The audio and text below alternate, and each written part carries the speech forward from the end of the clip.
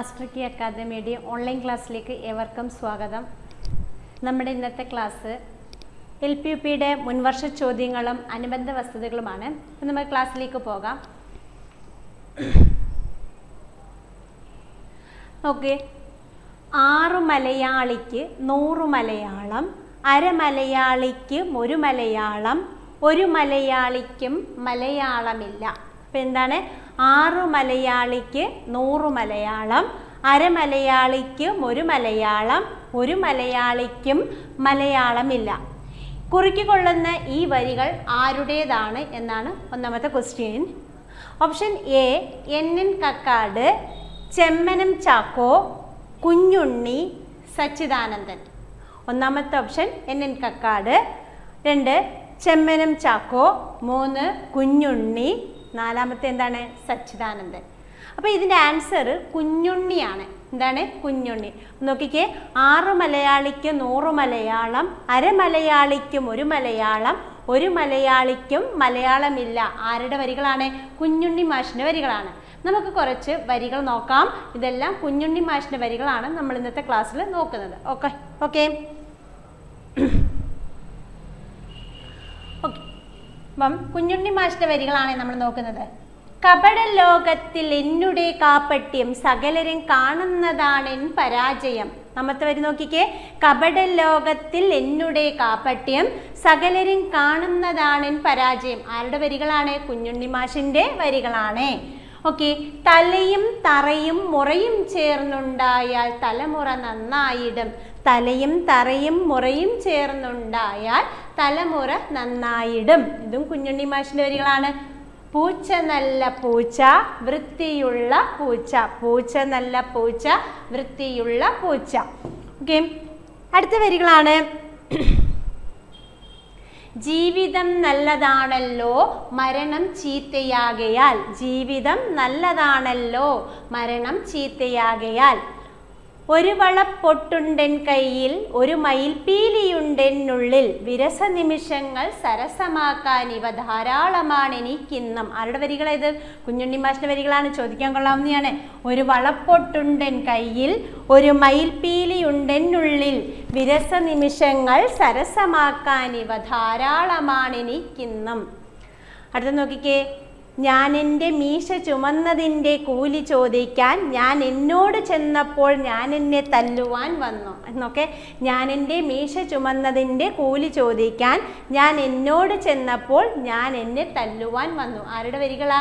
കുഞ്ഞുണ്ണി മാഷിൻ്റെ വരികളാണ്.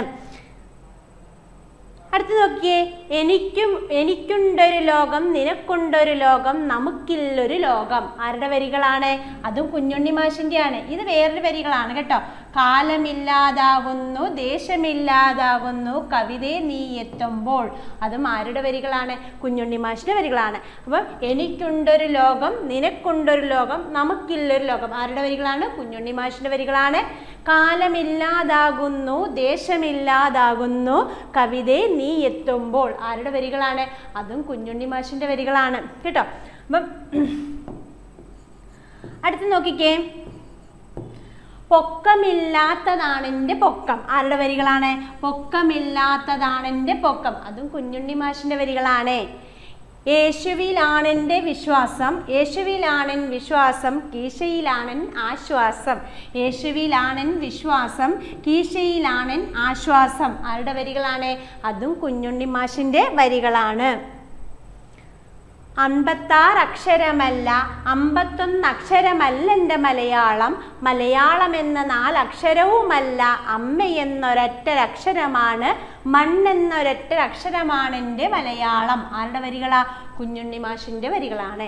56 അക്ഷരമല്ല, 56 അക്ഷരമല്ല, 51 അക്ഷരമല്ല എൻ്റെ മലയാളം, മലയാളം എന്ന 4 അക്ഷരവുമല്ല, അമ്മയെന്നൊരൊറ്റൊരക്ഷരമാണ്, മണ്ണെന്നൊരൊറ്റൊരക്ഷരമാണ് എൻ്റെ മലയാളം.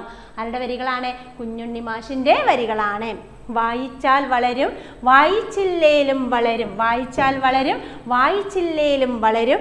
വായിച്ചു വളർന്നാൽ വിളയും, വായിക്കാതെ വളർന്നാൽ വളയും. ആരുടെ വരികളാ? കുഞ്ഞുണ്ണി മാഷിൻ്റെ വരികളാണ്. അപ്പോൾ ഇത്രയും വരികൾ ആരുടെ വരികളാണ്? കുഞ്ഞുണ്ണി മാഷിൻ്റെ പ്രധാനപ്പെട്ട വരികളാണ് ഞാൻ ഈ പറയുന്നത് കേട്ടോ. അപ്പോൾ ഒന്നും കൂടെ നമുക്കത് നോക്കാം. അപ്പോൾ ആദ്യത്തെ എന്തായിരുന്നു? 6 മലയാളിക്ക് 100 മലയാളം, അരമലയാളിക്കും 1 മലയാളം, ഒരു മലയാളിക്കും മലയാളമില്ല. ആരുടെ വരികളാണ്? കുഞ്ഞുണ്ണി മാഷിൻ്റെ വരികളാണ്. കപട ലോകത്തിൽ എന്നുടെ കാപട്യം. വരികൾ കർത്താക്കൾ എന്നുള്ളതിനകത്ത് കുഞ്ഞുണ്ണി മാഷിൻ്റെ വരികളാണ് നമ്മൾ ഈ പറയുന്നത് കേട്ടോ. കുഞ്ഞുണ്ണി മാഷിൻ്റെ വരികളാണ്. ഓക്കെ, അപ്പം നോക്കിക്കേ.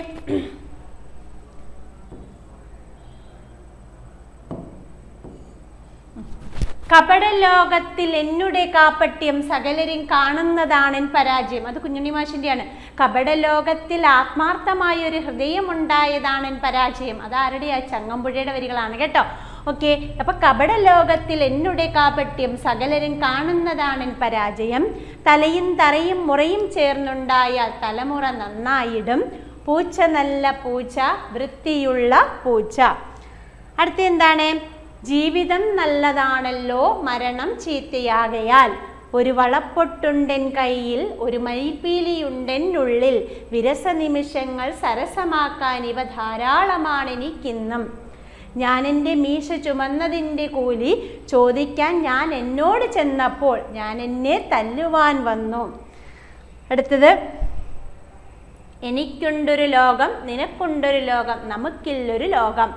കാലമില്ലാതാകുന്നു, ദേശമില്ലാതാകുന്നു, കവിതയെ നീ എത്തുമ്പോൾ ഞാനുമില്ലാതാകുന്നു. കവിതയെ നീ എത്തുമ്പോൾ ഞാനുമില്ലാതാകുന്നു. കേട്ടോ, ഇവിടം വരെയാണേ. പൊക്കമില്ലാത്തതാണെൻ്റെ പൊക്കം. ആരുടെയാണ്? കുഞ്ഞുണ്ണി മാഷിൻ്റെ വരികളാണ്. യേശുവിലാണെൻ വിശ്വാസം, കീശയിലാണെൻ ആശ്വാസം. അടുത്ത വരികൾ നോക്കാം. 56 അക്ഷരമല്ല, 51 അക്ഷരമല്ലെൻ്റെ മലയാളം. മലയാളം എന്ന 4 അക്ഷരവുമല്ല, അമ്മ എന്ന ഒരൊറ്റക്ഷരമാണ്. മണ്ണ് എന്നൊരൊറ്റക്ഷരമാണെൻ്റെ മലയാളം. വായിച്ചാൽ വളരും, വായിച്ചില്ലേലും വളരും. വായിച്ചു വളർന്നാൽ വിളയും, വായിക്കാതെ വളർന്നാൽ വളയും. ആരുടെ വരികളാ? കുഞ്ഞുണ്ണി മാഷിൻ്റെ വരികളാണ്. ക്ലിയർ ആണോ? അപ്പം നമ്മൾ കുറച്ച് വരികൾ കുഞ്ഞുണ്ണി മാഷുമായിട്ട് ബന്ധപ്പെട്ട കുറച്ച് വരികളാണ് പറഞ്ഞത്. ക്ലിയർ ആയെന്ന് വിശ്വസിക്കുന്നു. ഓക്കെ, നമുക്ക് അടുത്ത ക്വസ്റ്റ്യനിലേക്ക് പോകാം. കേരളം മോപ്പസാങ് എന്നറിയപ്പെടുന്നത് ആരാണെന്നാണ് ക്വസ്റ്റ്യൻ വന്നിരിക്കുന്നത്. വൈക്കം മുഹമ്മദ് ബഷീറുണ്ട്, പി കേശവദേവ്, കാരൂര്, തകഴി. നമുക്ക് നോക്കാം ആരാണ് കേരളം മോപ്പസാങ്. തകഴിയാണ് അല്ലേ. ഈ വൈക്കം മുഹമ്മദ് ബഷീർ ഇവനെ അറിയപ്പെടുന്നത് എങ്ങനെയാണ്? ബേപ്പൂർ സുൽത്താൻ എന്നാണ്. അപ്പോൾ ബേപ്പൂർ സുൽത്താൻ എന്നറിയപ്പെടുന്നത് വൈക്കം മുഹമ്മദ് ബഷീറാണ്. കാരൂരിനെ അറിയപ്പെടുന്നത് എങ്ങനെയാണ്? അധ്യാപക കഥാകൃത്ത് എന്നാണ് അറിയപ്പെടുന്നത്. ഇനി പി കേശവദേവിനെ അറിയപ്പെടുന്നു എതിർപ്പിൻ്റെ കഥാകാരൻ എന്നാണ് അറിയപ്പെടുന്നത്. എതിർപ്പിൻ്റെ കഥാകാരൻ, എതിർപ്പ് എന്ന് പറഞ്ഞാൽ അദ്ദേഹത്തിൻ്റെ ആത്മകഥയാണ്. അപ്പോൾ എതിർപ്പിൻ്റെ കഥാകാരൻ ആരാണ്? പി കേശവദേവാണ് അല്ലേ. തകഴിയെ നമ്മൾ കുട്ടനാടിൻ്റെ കഥാകാരൻ എന്ന് അറിയപ്പെടുന്നു, കുട്ടനാടിൻ്റെ ഇതിഹാസകാരൻ എന്നോ കഥാകാരൻ എന്നൊക്കെ അറിയപ്പെടുന്നു.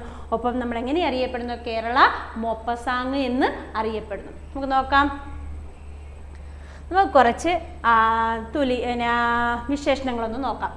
ബേപ്പൂർ സുൽത്താൻ വൈക്കം മുഹമ്മദ് ബഷീർ, അധ്യാപക കഥാകൃത്ത് കാരൂർ നീലകണ്ഠപിള്ള, എതിർപ്പിൻ്റെ കഥാകാരൻ പി കേശവദേവ്, കേരള കാളിദാസൻ, കേരള വർമ്മ, വലിയ കോയിത്തമ്പുരാൻ, കേരള പാണിനി. കേരള പാണിനി എന്നറിയപ്പെടുന്ന ആരാണ്? AR രാജരാജവർമ്മയാണ്. കേരള പാണിനി ആരാണ്? AR രാജരാജവർമ്മ. കേരള വാൽമീകി, ടാഗോർ, ടെന്നിസൺ, പൂങ്കുയിൽ എന്നൊക്കെ അറിയപ്പെടുന്ന ആരാണ്? വള്ളത്തോളാണ്. അപ്പോൾ കേരള വാൽമീകി, കേരള ടാഗോർ, കേരള ടെന്നിസൺ, കേരള പൂങ്കുയിൽ എന്നൊക്കെ അറിയപ്പെടുന്ന ആരാണ്? വള്ളത്തോൾ. അപ്പോൾ ബേപ്പൂർ സുൽത്താൻ ആരാ? വൈക്കം മുഹമ്മദ് ബഷീർ. അധ്യാപക കഥാകൃത്ത് കാരൂർ നീലകണ്ഠപിള്ള, എതിർപ്പിൻ്റെ കഥാകാരൻ പി കേശവദേവ്, കേരള കാളിദാസൻ, കേരള വർമ്മ, വലിയ കോയിത്തമ്പുരാൻ, കേരള പാണിനി AR രാജരാജവർമ്മ, കേരള വാൽമീകി, ടാഗോർ, ടെന്നിസൺ, പൂങ്കുയിൽ എന്നൊക്കെ അറിയപ്പെടുന്ന ആരാണ്? വള്ളത്തോളാണ്. ഓക്കെ, അടുത്ത കേരള ഇബ്സൻ. കേരള ഇബ്സൻ എന്നറിയപ്പെടുന്നത് N കൃഷ്ണപിള്ള. കേരള ഇബ്സൻ എന്നറിയപ്പെടുന്ന ആരാണ്? N കൃഷ്ണപിള്ളയാണ്. Kerala Hemingway. Kerala Hemingway MT Vasudevan Nair. Kerala Hemingway എന്നറിയപ്പെടുന്ന ആരാണ്? MT Vasudevan Nair.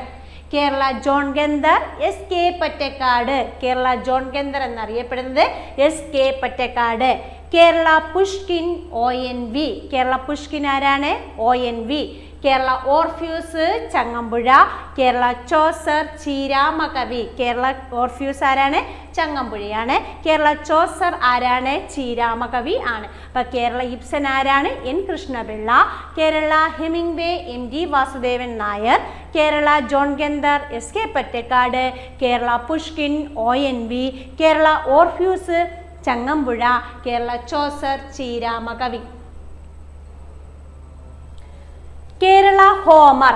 Kerala Homer Ayyappilla Asan. Kerala Homer ആരാണ്? അയ്യപ്പിള്ള ആശാനാണ്. കേരള നെരൂദയോ? കെ സച്ചിദാനന്ദൻ. കേരള നെരൂദ ആരാണ്? K Sachidanandan. Kerala Khrushchev. Kerala Khrushchev എന്നറിയപ്പെടുന്നത് MN ഗോവിന്ദൻ നായരാണ്. കേരള ക്രൂഷ്ചേവ് ആരാ? MN Govindan Nair. Kerala Scott CV Raman Pillai. Kerala Scott CV Raman Pillai. Kerala Emily Bronte. Kerala Emily Bronte എന്നറിയപ്പെടുന്നത് ആരാണ്? രാജലക്ഷ്മിയാണ്. കേരള എമിലി ബ്രോണ്ടി ആരാണ്? Rajalakshmi. Kerala Eliot. Kerala Eliot NN കക്കാടാണ്. കേരള എലിയറ്റ് ആരാ? NN കക്കാട്. കേരള ശ്രീഹരി, ശ്രീഹർഷൻ, സ്പെൻസർ എന്നൊക്കെ ഉള്ളൂർ അറിയപ്പെടുന്നു കേട്ടോ. അപ്പം ഉള്ളൂര്, കേരള ശ്രീഹരി, ശ്രീഹർഷൻ, സ്പെൻസർ എന്നൊക്കെ അറിയപ്പെടുന്നു. സ്പെൻസർ എന്ന് മറ്റൊരു വ്യക്തി കൂടെ അറിയപ്പെടുന്നുണ്ട് എന്ന് പറയുന്നു. എന്നാലും സ്പെൻസർ നമ്മൾ ഊഹിക്കുക. ഉള്ളൂർ. കേരള ശ്രീഹരി, ശ്രീഹർഷൻ, സ്പെൻസർ എന്നൊക്കെ അറിയപ്പെടുന്ന ആരാണ്? ഉള്ളൂരാണ്. കേരള മൈക്കോവിസ്കി. കേരള മൈക്കോവിസ്കി എന്നറിയപ്പെടുന്നത് കെടാമംഗലം പപ്പുക്കുട്ടിയാണ്. കേരള മൈക്കോവിസ്കി ആരാണ്? കെടാമംഗലം പപ്പുക്കുട്ടിയാണ്. ഓക്കെ. ഇപ്പൊ കേരള ശ്രീഹരി, ശ്രീഹർഷൻ, സ്പെൻസർ, ഉള്ളൂര്. കേരള മൈക്കോവിസ്കി എന്നറിയപ്പെടുന്നത് കെടാമംഗലം പപ്പുക്കുട്ടിയാണ്. കേരള എമിലി ബ്രോണ്ടി എന്നറിയപ്പെടുന്നത് രാജലക്ഷ്മി. എലിയറ്റ് ആരാണ്? NN കക്കാടാണ്. Kerala Emily Bronte Rajalakshmi. Kerala Scott CV Raman Pillai. Kerala Khrushchev MN Govindan Nair. അതുപോലെ Kerala Neruda K Sachidanandan. Kerala Homer ആരാണ്? അയ്യപ്പിള്ള ആശാനാണ്. കേരള സ്പെൻസറിന്റെ നിരണത്ത് രാമപ്പണിക്കർ എന്നും പറയപ്പെടുന്നുണ്ട് കേട്ടോ. നിരണത്ത് രാമപ്പണിക്കർ സ്പെൻസർ ആണെന്നും പറയപ്പെടുന്നുണ്ട്. ഓക്കെ. അടുത്ത് Kerala Mark Twain. Kerala Mark Twain Vengayil Kunhiraman നയിനാറാണ്. കേരള മാർക്ക് ട്വെയിൻ ആരാണ്? വേങ്ങിയിൽ കുഞ്ഞിരാമൻ നയിനാർ. കേരള ക്ഷേമേന്ദ്രൻ വടക്കുംകൂർ രാജരാജവർമ്മയാണ്. കേരള ക്ഷേമേന്ദ്രൻ ആരാ? വടക്കുംകൂർ രാജരാജവർമ്മ. ക്ഷേമേന്ദ്രൻ. ഓക്കെ. അടുത്ത നോക്കിയേ, കേരള വ്യാസൻ. കേരള വ്യാസൻ എന്നറിയപ്പെടുന്ന കൊടുങ്ങല്ലൂർ കുഞ്ഞിക്കുട്ടൻ തമ്പുരാനാണ്. അതുപോലെ കേരള തുളസീദാസൻ എന്നറിയപ്പെടുന്നത് വെണ്ണിക്കുളം ഗോപാലക്കുറുപ്പാണ്. കേരള തുളസീദാസൻ ആരാണ്? വെണ്ണിക്കുളം ഗോപാലക്കുറുപ്പ്. കേരള യോഗീശ്വരൻ എന്നറിയപ്പെടുന്നത് ചട്ടമ്പി സ്വാമികളാണ്. അപ്പൊ കേരള മാർക്ക് ട്വെയിൻ ആരാ? വേങ്ങിയിൽ കുഞ്ഞിരാമൻ നയിനാറാണ്. കേരള ക്ഷേമേന്ദ്രൻ വടക്കുംകൂർ രാജരാജവർമ്മ. കേരള വ്യാസൻ കൊടുങ്ങല്ലൂർ കുഞ്ഞിക്കുട്ടൻ തമ്പുരാൻ. കേരള തുളസീദാസൻ വെണ്ണിക്കുളം ഗോപാലക്കുറുപ്പ്. കേരള യോഗീശ്വരൻ ആരാണ്? ചട്ടമ്പി സ്വാമികളാണ്. ഓക്കെ. കേരള സൈഗാള്. കേരള സൈഗാൾ എന്ന് രണ്ടുപേരെ പറയുന്നുണ്ട്. ആദ്യം അറിയപ്പെട്ടത് P പരമേശ്വരൻ നായർ ആയിരുന്നു കേട്ടോ. അപ്പൊ കേരള സൈഗാൾ എന്ന് P പരമേശ്വരൻ നായരെ അറിയപ്പെട്ടു. പിന്നീട് പാപ്പക്കുട്ടി ഭാഗവതരെയും കേരള സൈഗാൾ എന്ന് വിശേഷിപ്പിക്കുന്നുണ്ട്. കേരള സൂർദാസ് ആരാണ്? പൂന്താനമാണ്. കേരള സൂർദാസ് ആരാണ്? Poonthanam. Kerala Socrates, Kerala Samuel Johnson എന്നൊക്കെ അറിയപ്പെടുന്നത് കേസരി A ബാലകൃഷ്ണ പിള്ളയാണ്. അപ്പൊ കേരള സൈഗാള് അതൊക്കെയാണ്. ആദ്യം അറിയപ്പെട്ടത് P പരമേശ്വരൻ നായരും രണ്ടാമത് പാപ്പക്കുട്ടി ഭാഗവതരെയും അറിയപ്പെടുന്നുണ്ട്. കേരള സൂർദാസ് എന്നറിയപ്പെടുന്നത് പൂന്താനമാണ്. Kerala Socrates, Kerala Samuel Johnson എന്നൊക്കെ അറിയപ്പെടുന്ന ആരാണ്? കേസരി A ബാലകൃഷ്ണ പിള്ളയാണ്. അപ്പം നമ്മൾ കേരള എന്ന് ചേർന്ന് വരുന്ന കുറച്ച് വിശേഷണങ്ങളാണ് ഇവിടെ പറഞ്ഞത്. കേരള എന്ന് മാത്രമല്ല, അല്ലാതുള്ള വിശേഷണങ്ങളുണ്ട്. ഇവിടെ നമ്മൾ കേരള എന്ന് തുടങ്ങുന്ന വിശേഷണങ്ങളാണ് പറഞ്ഞിരിക്കുന്നത്. ക്ലിയർ ആയല്ലോ? അടുത്ത ക്വസ്റ്റ്യനിലേക്ക് പോകാം. അടുത്ത ക്വസ്റ്റ്യൻ, ചുവടെ കൊടുത്തിരിക്കുന്നതിൽ നപുംസക ലിംഗം ഏത് എന്നാണ് ക്വസ്റ്റ്യൻ വന്നിരിക്കുന്നത്.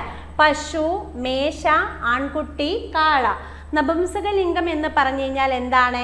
സ്ത്രീലിംഗമാണോ പുല്ലിംഗമാണോ എന്ന് തിരിച്ചറിയാൻ കഴിയാത്തതാണ് ചോദിച്ചിരിക്കുന്നത്. പശു തന്നിട്ടുണ്ട്, ആൺകുട്ടി, കാള, മേശ. അപ്പം ഏതാണ്? മേശ എന്നുള്ളതാണ് അല്ലേ? നമ്മളിത് ഒരുപാട് ക്ലാസ്സുകളിലായിട്ട് ലിംഗം വചനം എന്ന് പറഞ്ഞൊരു ഭാഗം എടുത്തു തന്നിട്ടുണ്ട്. അപ്പം നമ്മൾ അതിലെ ലിംഗം എന്ന് പറയുന്ന ഒരു ഭാഗത്ത് പറയുന്നതാണ്, ലിംഗം വചനം എന്ന് പറയുന്ന ഒരു ഭാഗത്ത് ലിംഗം എന്നുള്ളതാണ് എടുത്ത് പറയുന്നത്. അതിൽ ഒന്നാം ലിംഗം എന്ന് വെച്ച് കഴിഞ്ഞാൽ ഒരു നാമം സ്ത്രീയാണോ പുരുഷനാണോ നപുംസകമാണോ എന്ന് കാണിക്കുന്നതാണ് ലിംഗം. സ്ത്രീയെ കുറിക്കുന്ന നാമശബ്ദത്തെ നമ്മൾ സ്ത്രീലിംഗം എന്ന് പറയുന്നു. സ്ത്രീലിംഗത്തിൻ്റെ പ്രത്യയം എന്താണ്? ഈ ആണ്. പെൺകുട്ടി, അധ്യാപിക എന്നൊക്കെ പറയുമ്പോൾ സ്ത്രീലിംഗ ശബ്ദമാണെങ്കിലും പ്രത്യയം എന്ത് വരും? ഈ ആണെന്നാണ് നമ്മൾ പഠിക്കുന്നത്. അടുത്തത് പുരുഷനെ കുറിക്കുന്ന നാമശബ്ദത്തെ പറയുന്ന പേര് പുല്ലിംഗം എന്നാണ്. പുല്ലിംഗത്തിൻ്റെ പ്രത്യയം എന്താണ്? അൻ എന്നാണ്. പുല്ലിംഗത്തിൻ്റെ പ്രത്യയം എന്താണ്? അൻ എന്നാണ്. അപ്പോൾ ആൺകുട്ടി, അധ്യാപകൻ, മിടുക്കൻ എന്നൊക്കെ പറയുമ്പോൾ അതിനകത്ത് വരും, പുല്ലിംഗ ശബ്ദത്തിൽ വരും.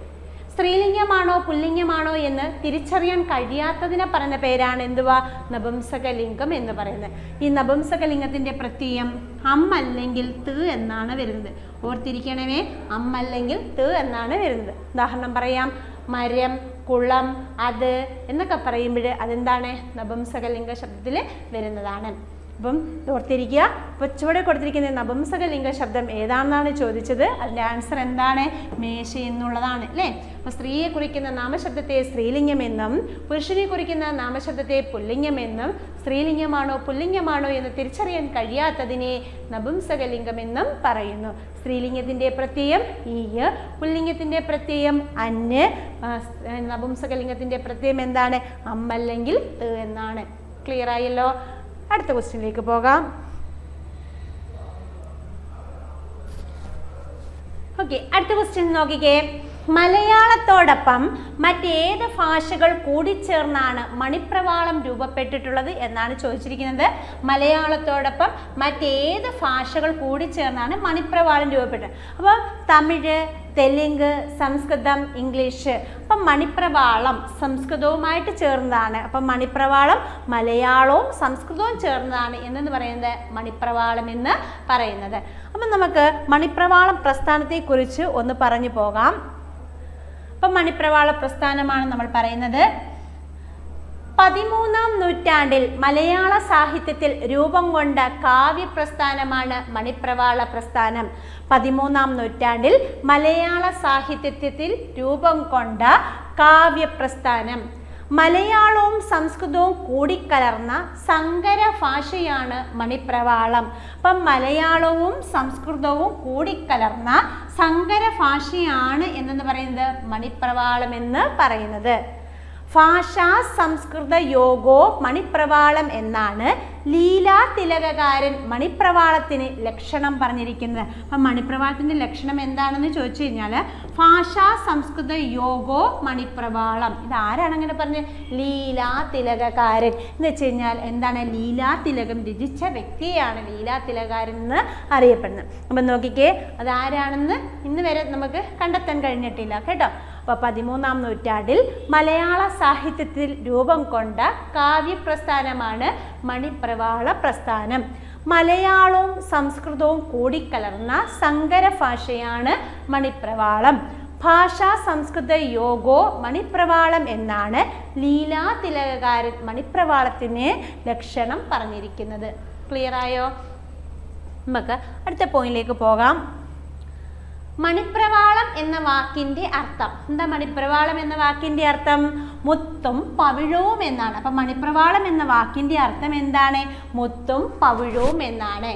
മണിപ്രവാളത്തിലെ മണി സൂചിപ്പിക്കുന്നത് മലയാള ഭാഷയെയാണ്.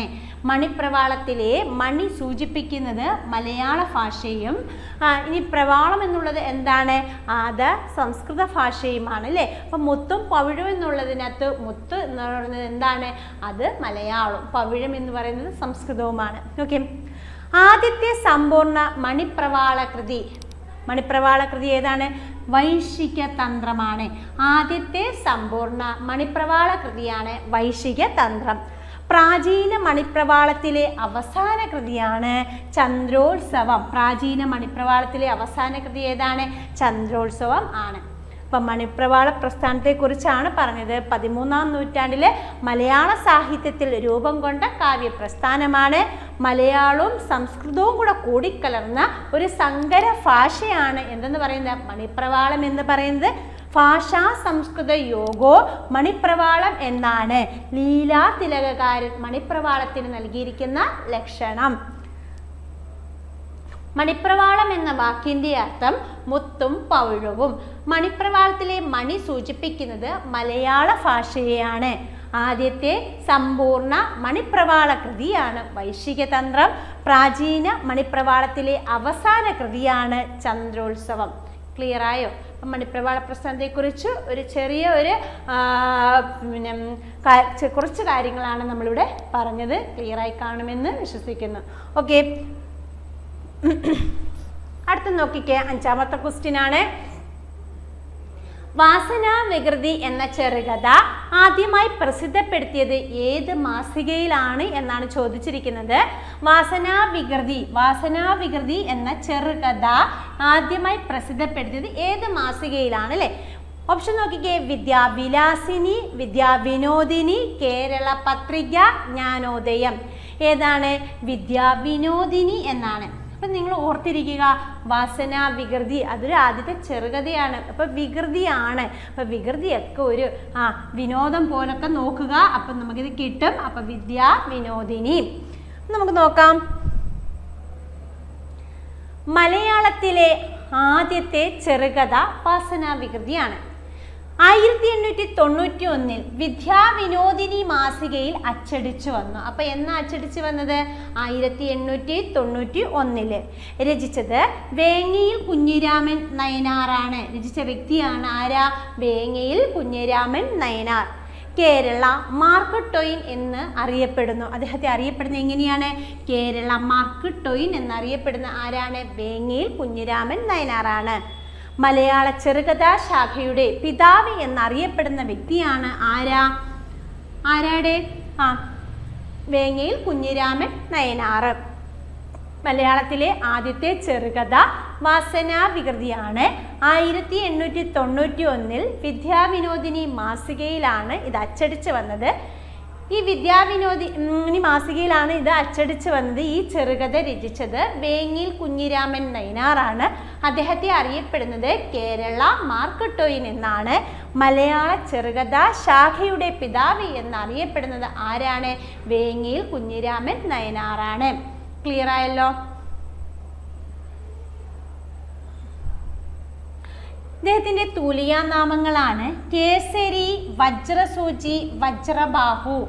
അപ്പം കേസരി, വജ്രസൂചി, വജ്രബാഹു എന്നീ തൂലികാനാമങ്ങളിൽ കൃതികൾ രചിച്ച വ്യക്തിയാണ് ആരെന്ന് പറയുന്നത്? വേങ്ങയിൽ കുഞ്ഞിരാമൻ നയനാർ. കേരള സഞ്ചാരി, കേരള പത്രിക എന്നീ പത്രങ്ങളുടെ പത്രാധിപരായിരുന്നു വേങ്ങയിൽ കുഞ്ഞിരാമൻ നയനാർ. കേരള സഞ്ചാരി, കേരള പത്രിക എന്നീ പത്രങ്ങളുടെ പത്രാധിപരായിരുന്ന വ്യക്തിയാണ് ആരാ? വേങ്ങയിൽ കുഞ്ഞിരാമൻ നയനാർ. അപ്പം മലയാളത്തിലെ ആദ്യത്തെ ചെറുകഥയാണ് വാസനാ വികൃതി. അച്ചടിച്ചു വന്ന മാസികയാണ് വിദ്യാവിനോദിനി. 1891 അച്ചടിച്ചു വന്നത്. ഇത് രചിച്ചത് വേങ്ങയിൽ കുഞ്ഞിരാമൻ നയനാറാണ്. അദ്ദേഹത്തെ അറിയപ്പെടുന്നത് കേരള മാർക്ക് ട്വെയിൻ എന്നും മലയാള ചെറുകഥാ ശാഖയുടെ പിതാവ് എന്നും അറിയപ്പെടുന്നു. കേരള പത്രിക, കേരള സഞ്ചാരി തുടങ്ങിയ പത്രങ്ങളുടെ പത്രാധിപരായിരുന്നു ആരാ? വേങ്ങയിൽ കുഞ്ഞിരാമൻ നായർ. അദ്ദേഹത്തിൻ്റെ തൂലികാനാമങ്ങളായിരുന്നു കേസരി, വജ്രസൂചി, വജ്രബാഹു തുടങ്ങിയവ. ക്ലിയർ ആയല്ലോ? അടുത്ത ക്വസ്റ്റ്യനിലേക്ക് പോകാം. 2024 ഏപ്രിൽ മാസത്തിൽ പ്രസിദ്ധീകരണത്തിൻ്റെ 50-ാം വർഷത്തിലെത്തിയ മലയാള നോവൽ ഏത്? 2024 ഏപ്രിൽ മാസത്തിൽ പ്രസിദ്ധീകരണത്തിൻ്റെ 50-ാം വർഷത്തിലെത്തിയ മലയാള നോവൽ ഏതെന്നാണ് ചോദിച്ചിരിക്കുന്നത്. ഓപ്ഷൻ ധർമ്മപുരാണം, മയ്യഴിപ്പുഴയുടെ തീരങ്ങളിൽ, വേരുകൾ, അയൽക്കാർ തുടങ്ങിയവയാണ്. നമ്മുടെ ആൻസർ എന്താണ്? മയ്യഴിപ്പുഴയുടെ തീരങ്ങളിൽ.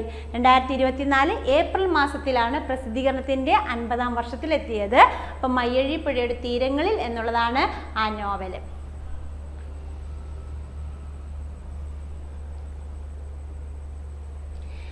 നോക്കിയേ, മയ്യഴിപ്പുഴയുടെ തീരങ്ങൾ, ഈ നോവലിനെ കുറിച്ചാണ് നമ്മൾ പറയുന്നത്. അപ്പം രചിച്ചത് ആരാണ്? മയ്യഴിപ്പുഴയുടെ തീരങ്ങളിൽ എന്നുള്ള നോവൽ രചിച്ചത് മയ്യഴിപ്പുഴയുടെ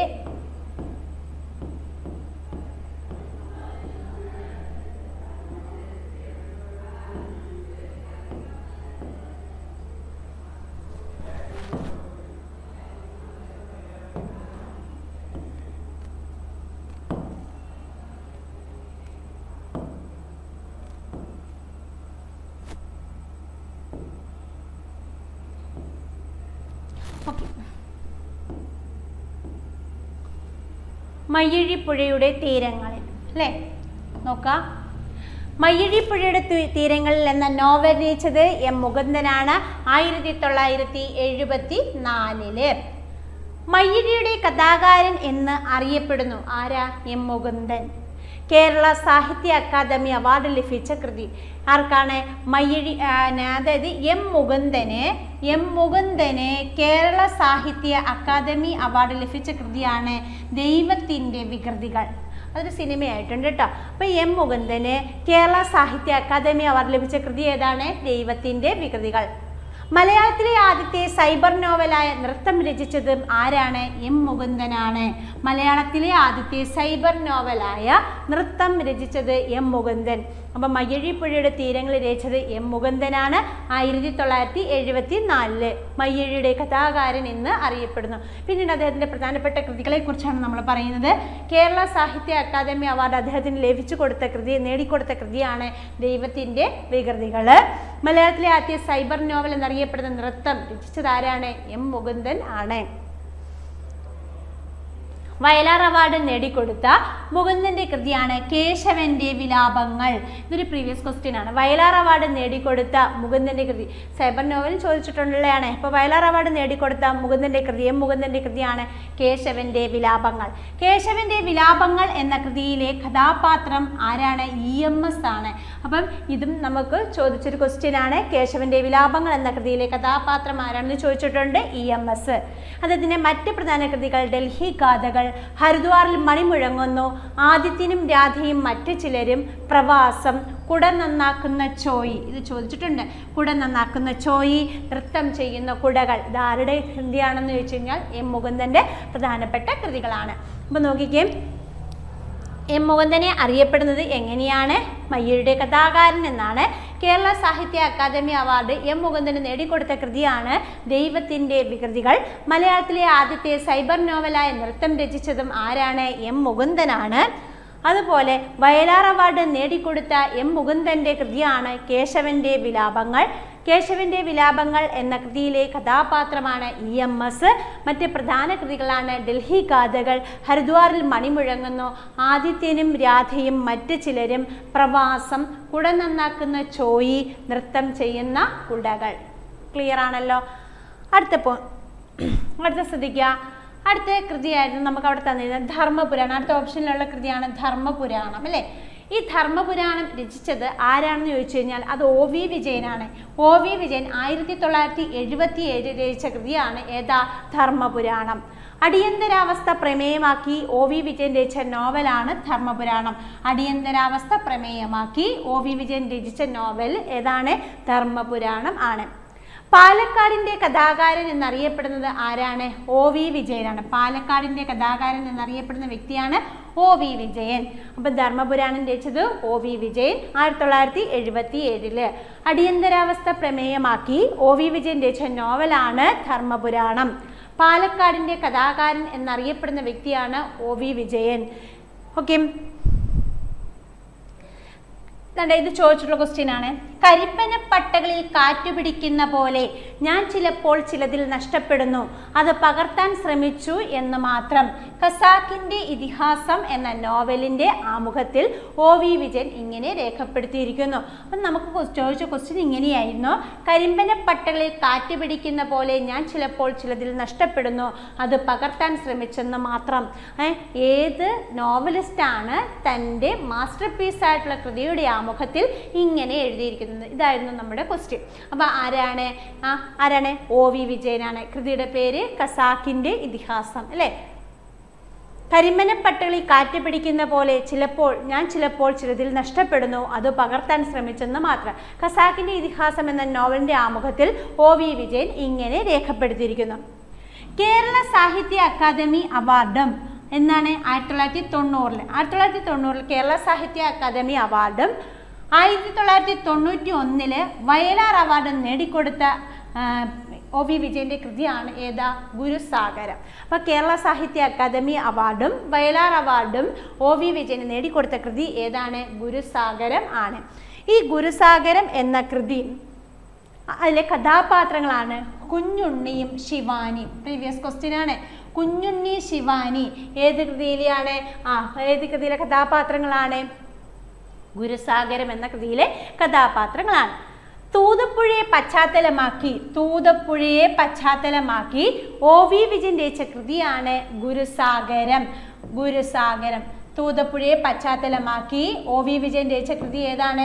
ഗുരുസാഗരം ആണ് കേട്ടോ. ഗുരുസാഗരം. അപ്പൊ പ്രധാന കഥാപാത്രങ്ങൾ ആരൊക്കെയാണെന്ന് വെച്ച് കഴിഞ്ഞാൽ കുഞ്ഞുണ്ണിയും ശിവാനിയുമാണ്. തൂതപ്പുഴയെ പശ്ചാത്തലമാക്കി OV വിജയൻ രചിച്ച കൃതിയാണ് ഗുരുസാഗരം.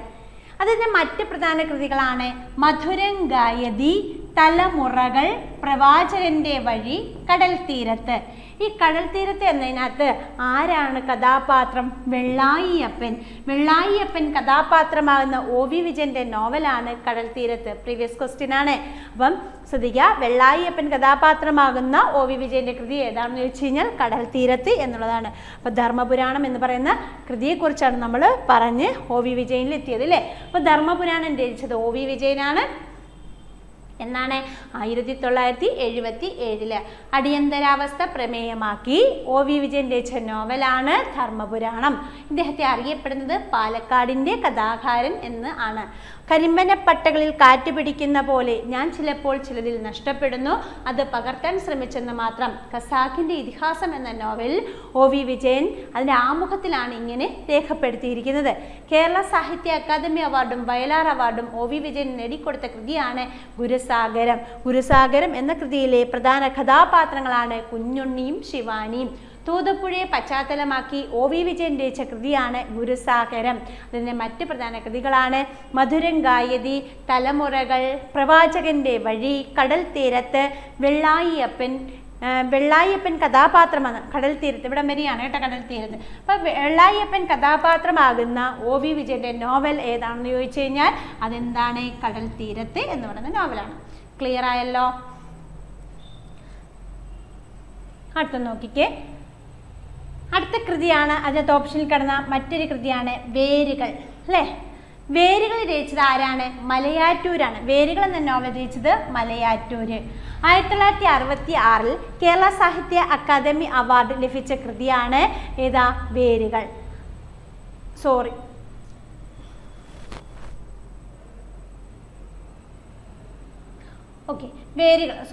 വേരുകൾ രചിച്ചത് ആരാണ്? മലയാറ്റൂരാണ്. 1966 ആണ് അദ്ദേഹം ഇത് രചിക്കുന്നത് കേട്ടോ. അപ്പൊ കേരള സാഹിത്യ അക്കാദമി അവാർഡ് ലഭിച്ച കൃതി 67, വയലാർ അവാർഡ് ലഭിച്ച കൃതിയാണ് യന്ത്രം. അപ്പം 1966 മലയാറ്റൂര് എന്ത് രചിക്കുന്നത്? വേരുകൾ എന്ന കൃതി രചിക്കുന്നത്. വർഷം 1966. കേരള സാഹിത്യ അക്കാദമി അവാർഡ് ലഭിച്ച കൃതി ഏതാണെന്ന് ചോദിച്ചു കഴിഞ്ഞാൽ അത് വേരുകളാണ്. അപ്പോൾ ഇദ്ദേഹത്തിന് കേരള സാഹിത്യ അക്കാദമി അവാർഡ് ലഭിച്ച കൃതി ഏതാണ്? വേരുകളാണ്. 1967 വയലാർ അവാർഡ് ലഭിച്ച കൃതിയാണ് യന്ത്രം. ക്ലിയർ ആക്കണേ ഇവിടെ. അപ്പോൾ വേരുകൾ രചിച്ചത് ആരാണ്? മലയാറ്റൂർ. ഏത് വർഷമാണെന്ന് ചോദിച്ചു കഴിഞ്ഞാൽ 1966. കേരള സാഹിത്യ അക്കാദമി അവാർഡ് ലഭിച്ച കൃതിയാണ് വേരുകൾ. ആർക്കാടെ? മലയാറ്റൂരിനില്ലേ. 1967 വയലാർ അവാർഡ് ലഭിച്ച കൃതിയാണ് യന്ത്രം. 1800 വർഷം തെറ്റിയാണ് ഇവിടെ കൊടുത്തിരിക്കുന്നത്. 1857 ശിപായി ലഹള പശ്ചാത്തലമാക്കി മലയാറ്റൂർ രചിച്ച നോവലാണ് അമൃതം തേടി.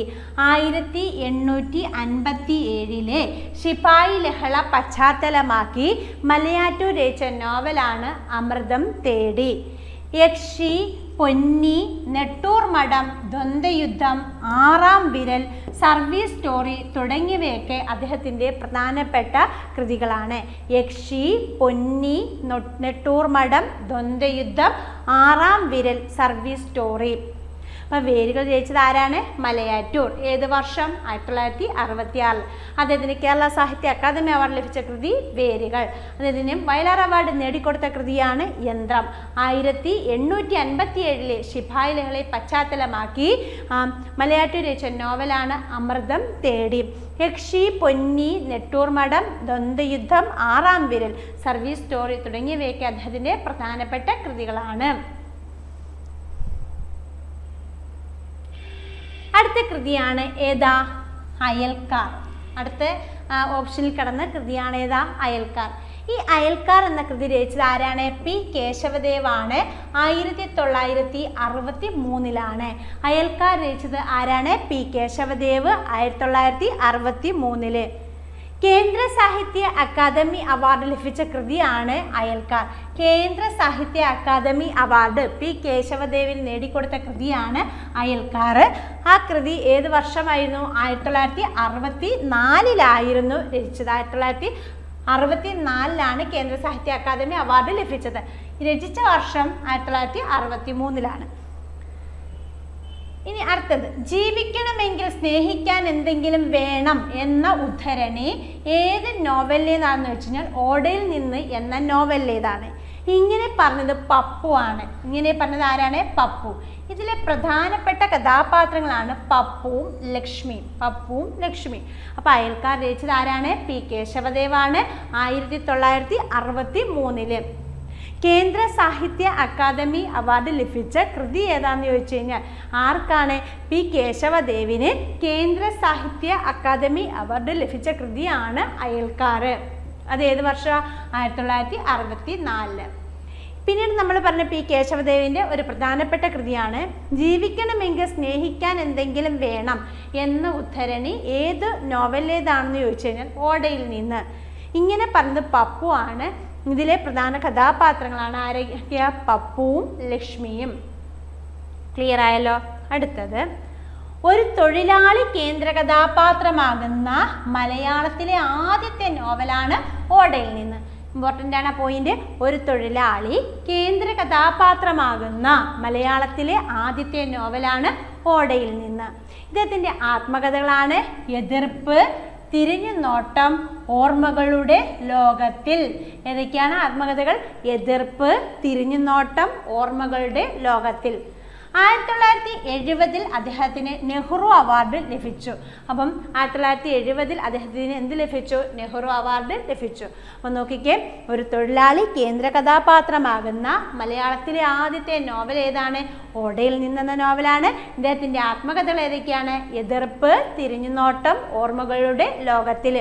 1970 ഇദ്ദേഹത്തിന് നെഹ്റു അവാർഡ് ലഭിച്ചു. ക്ലിയർ ആയോ?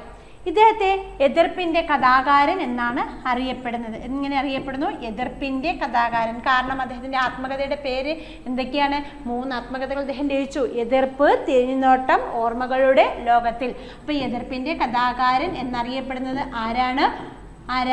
എതിർപ്പിൻ്റെ കഥാകാരൻ? പി കേശവദേവ്.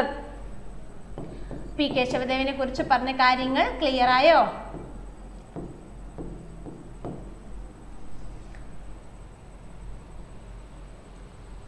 പുന്നപ്ര വയലാർ സമരത്തെ ആസ്പദമാക്കി പി കേശവദേവ് രചിച്ച നോവലാണ് ഉലക്ക. ഉലക്ക എന്താണ്? പുന്നപ്ര വയലാർ സമരത്തെ ആസ്പദമാക്കി പി കേശവദേവ് രചിച്ച നോവലാണ് ഉലക്ക. പുന്നപ്ര വയലാർ സമരത്തെ ആസ്പദമാക്കി തകഴി ഒരു നോവൽ രചിച്ചായിരുന്നു. തകഴി രചിച്ച നോവൽ ഏതാണെന്ന് ചോദിച്ചു കഴിഞ്ഞാൽ എന്താണ്? തലയോട് ആണ്. തകഴി രചിച്ചത് തലയോടും പി കേശവദേവ് രചിച്ചത് എന്താണ്? ഉലക്കയും ആണ് കേട്ടോ. അപ്പോൾ പുന്നപ്ര വയലാർ സമരത്തെ ആസ്പദമാക്കിയാണ്. പുന്നപ്ര വയലാർ സമരത്തെ ആസ്പദമാക്കി തകഴി രചിച്ചത് തലയോട്. പിന്നെ അല്ലാതെ ആരാണ്? പി കേശവദേവ് രചിച്ചത് ഉലക്ക. ഇദ്ദേഹത്തിൻ്റെ പ്രധാനപ്പെട്ട നോവലുകളാണ് നടി, കണ്ണാടി, ഭ്രാന്താലയം, ആർക്ക് വേണ്ടി, ആദ്യത്തെ കഥ, അധികാരം, വിൽപ്പനക്കാരൻ. അപ്പോൾ ഏതൊക്കെയാണ് അദ്ദേഹത്തിൻ്റെ പ്രധാനപ്പെട്ട കൃതികൾ? നടി, കണ്ണാടി, ഭ്രാന്താലയം, ആർക്ക് വേണ്ടി, ആദ്യത്തെ കഥ, അധികാരം, വിൽപ്പനക്കാരൻ. ഇതിന് കഥാസമാഹാരങ്ങളുണ്ട്. ദീനാമ, ജീവിതചക്രം, പ്രവാഹം, ഭാവിവരൻ, അന്നത്തെ നാടകം, റെഡ് വാളണ്ടിയർ, യമുന ഏകാഗ്രമായി ഒഴുകുന്നു. കഥാസമാഹാരങ്ങൾ ഏതൊക്കെയാണ്? ദീനാമ, ജീവിതചക്രം, പ്രവാഹം, ഭാവി വരൻ, അന്നത്തെ നാടകം, റെഡ് വോളണ്ടിയർ, യമുന, യമുന ഏകാഗ്രമായിട്ട് ഒഴുകുന്നു. ഇതൊക്കെ ആരുടെ കൃതികളാണ്? പി കേശവദേവന്റെ പ്രധാനപ്പെട്ട കൃതികളാണ്. ഓക്കെയാണോ? നമുക്കിനി അടുത്ത ക്വസ്റ്റ്യനിലേക്ക് പോകാം. ക്വസ്റ്റ്യൻ ഇതായിരുന്നു, കലാധരൻ എന്നതിൻ്റെ സമാന പദം അല്ലാത്തത് ഏത് എന്നാണ് ചോദിച്ചിരിക്കുന്നത്. കലാധരൻ എന്നതിന് സമാന പദം അല്ലാത്തത് ഏത്? ഓപ്ഷൻ ശ്രദ്ധിക്കുക. രവി, വിധു, മൃഗാങ്കൻ, നിശാധിപതി. അപ്പം നമ്മുടെ ആൻസർ രവി എന്നുള്ളതാണ്. രവി എന്ന് വെച്ച് കഴിഞ്ഞാൽ അത് സൂര്യൻ ആണ്. അപ്പം വിധു, മൃഗാങ്കൻ, നിശാധിപതി ഇതൊക്കെ ചന്ദ്രൻ്റെ പര്യായ പദങ്ങളായിട്ട് വരുന്നതാണ്. അപ്പം കലാധരൻ എന്നതിന് സമാന പദം അല്ലാത്തത് ഏതാന്ന് ചോദിച്ചു കഴിഞ്ഞാൽ അതാണ് രവി എന്നുള്ളതാണ് കേട്ടോ. രവി, കലാധരൻ എന്നതിന് സമാന പദം അല്ലാത്തത് രവി എന്നുള്ളതാണ്. ഓക്കെ,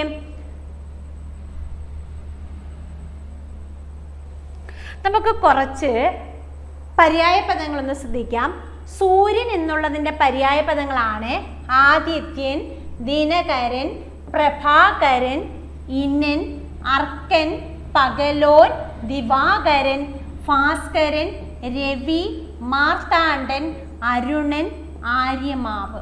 അപ്പോൾ സൂര്യൻ എന്നുള്ളതിൻ്റെ പര്യായ പദങ്ങൾ ഏതൊക്കെയാണെന്ന് ചോദിച്ചു കഴിഞ്ഞാൽ പര്യായ പദങ്ങളാണ് പറയുന്നത്, അല്ലെങ്കിൽ സമാന പദങ്ങൾ എന്ന് പറയും കേട്ടോ. ഏതൊക്കെയാണ്?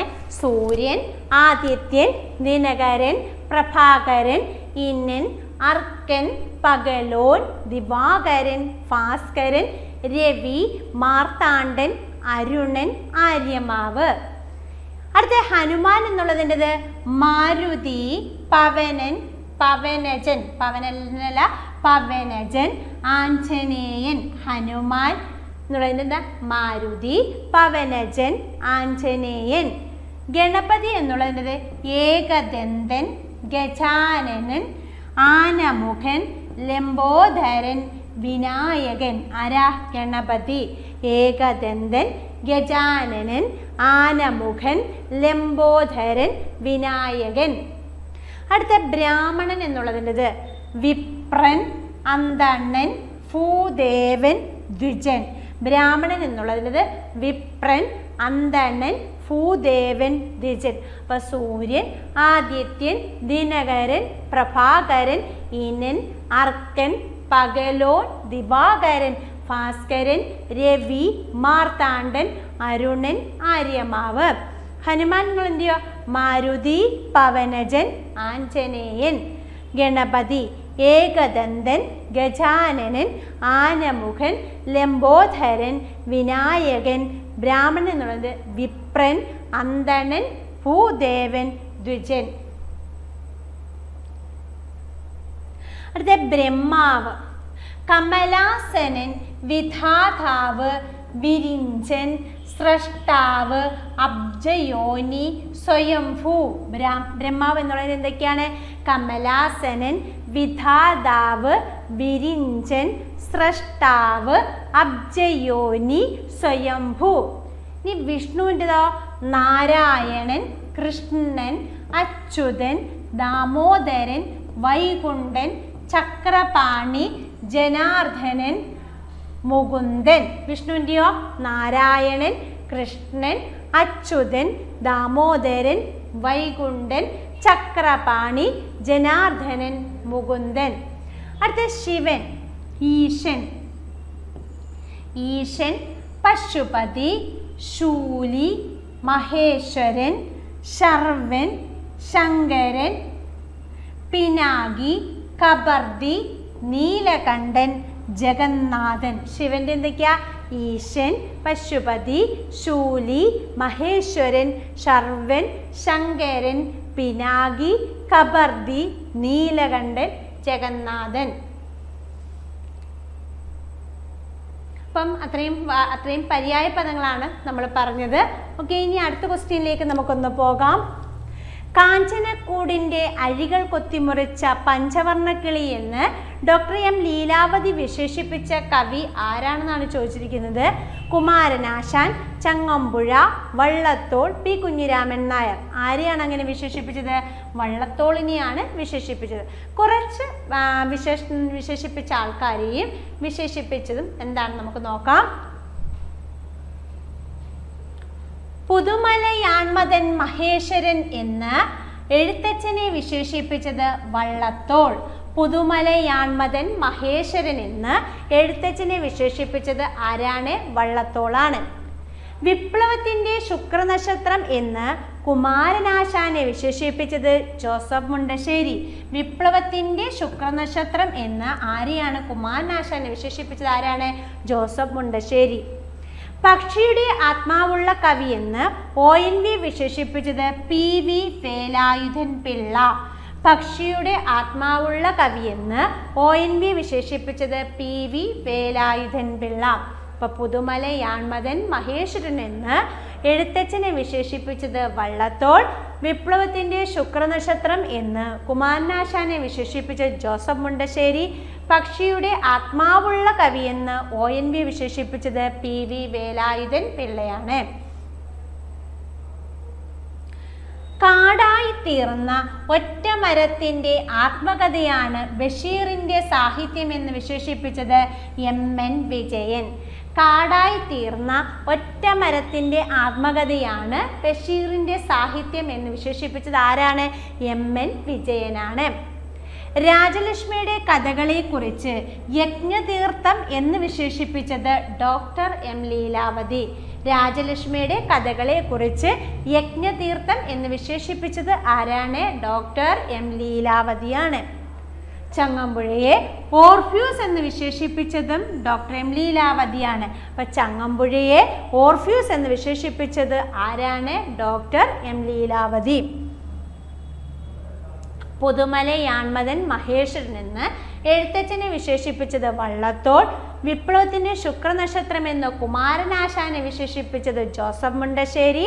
പക്ഷിയുടെ ആത്മാവുള്ള കവി എന്ന് ONV വിശേഷിപ്പിച്ചത് PV വേലായുധൻ പിള്ള. കാഞ്ചനക്കൂടിൻ്റെ അഴികൾ കൊത്തിമുറിച്ച പഞ്ചവർണ്ണക്കിളി എന്ന് ഡോക്ടർ M ലീലാവതി വിശേഷിപ്പിച്ചത് ആരെയാണ്? വള്ളത്തോളിനെയാണ്. കാടായി തീർന്ന ഒറ്റമരത്തിൻ്റെ ആത്മകഥയാണ് ബഷീറിൻ്റെ സാഹിത്യം എന്ന് പറഞ്ഞത് MN വിജയൻ. രാജലക്ഷ്മിയുടെ കഥകളെക്കുറിച്ച് യജ്ഞതീർത്ഥം എന്ന് വിശേഷിപ്പിച്ചത് ഡോക്ടർ M ലീലാവതി. ചങ്ങമ്പുഴയെ ഓർഫ്യൂസ് എന്ന് വിശേഷിപ്പിച്ചത് ഡോക്ടർ M ലീലാവതി. കുമാരനാശാനെ ദിവ്യകോകിലം എന്ന് വിശേഷിപ്പിച്ചത് ഡോക്ടർ M ലീലാവതി. കുമാരനാശാനെ ദിവ്യകോകിലം എന്ന് വിശേഷിപ്പിച്ചത് ഡോക്ടർ M ലീലാവതി. ഏകാന്തവീതിയിലെ അവധൂതൻ എന്ന് ബഷീറിനെ വിശേഷിപ്പിച്ചത് MK സാനു. ഏകാന്തവീതിയിലെ അവധൂതൻ എന്ന് ബഷീറിനെ വിശേഷിപ്പിച്ചത് ആരാണ്? MK സാനു. ചങ്ങമ്പുഴയെ നക്ഷത്രങ്ങളുടെ സ്നേഹഭാജനം എന്ന് വിശേഷിപ്പിച്ചത് MK സാനു. ചങ്ങമ്പുഴയെ നക്ഷത്രങ്ങളുടെ സ്നേഹഭാജനം എന്ന് വിശേഷിപ്പിച്ചത് ആരാണ്? MK സാനു ആണ്. കുറച്ച് വിശേഷണങ്ങളാണ് പറഞ്ഞത്. അടുത്ത ക്വസ്റ്റ്യൻ, ശരിയായ പദം ഏതാണെന്നാണ് ചോദിച്ചിരിക്കുന്നത്.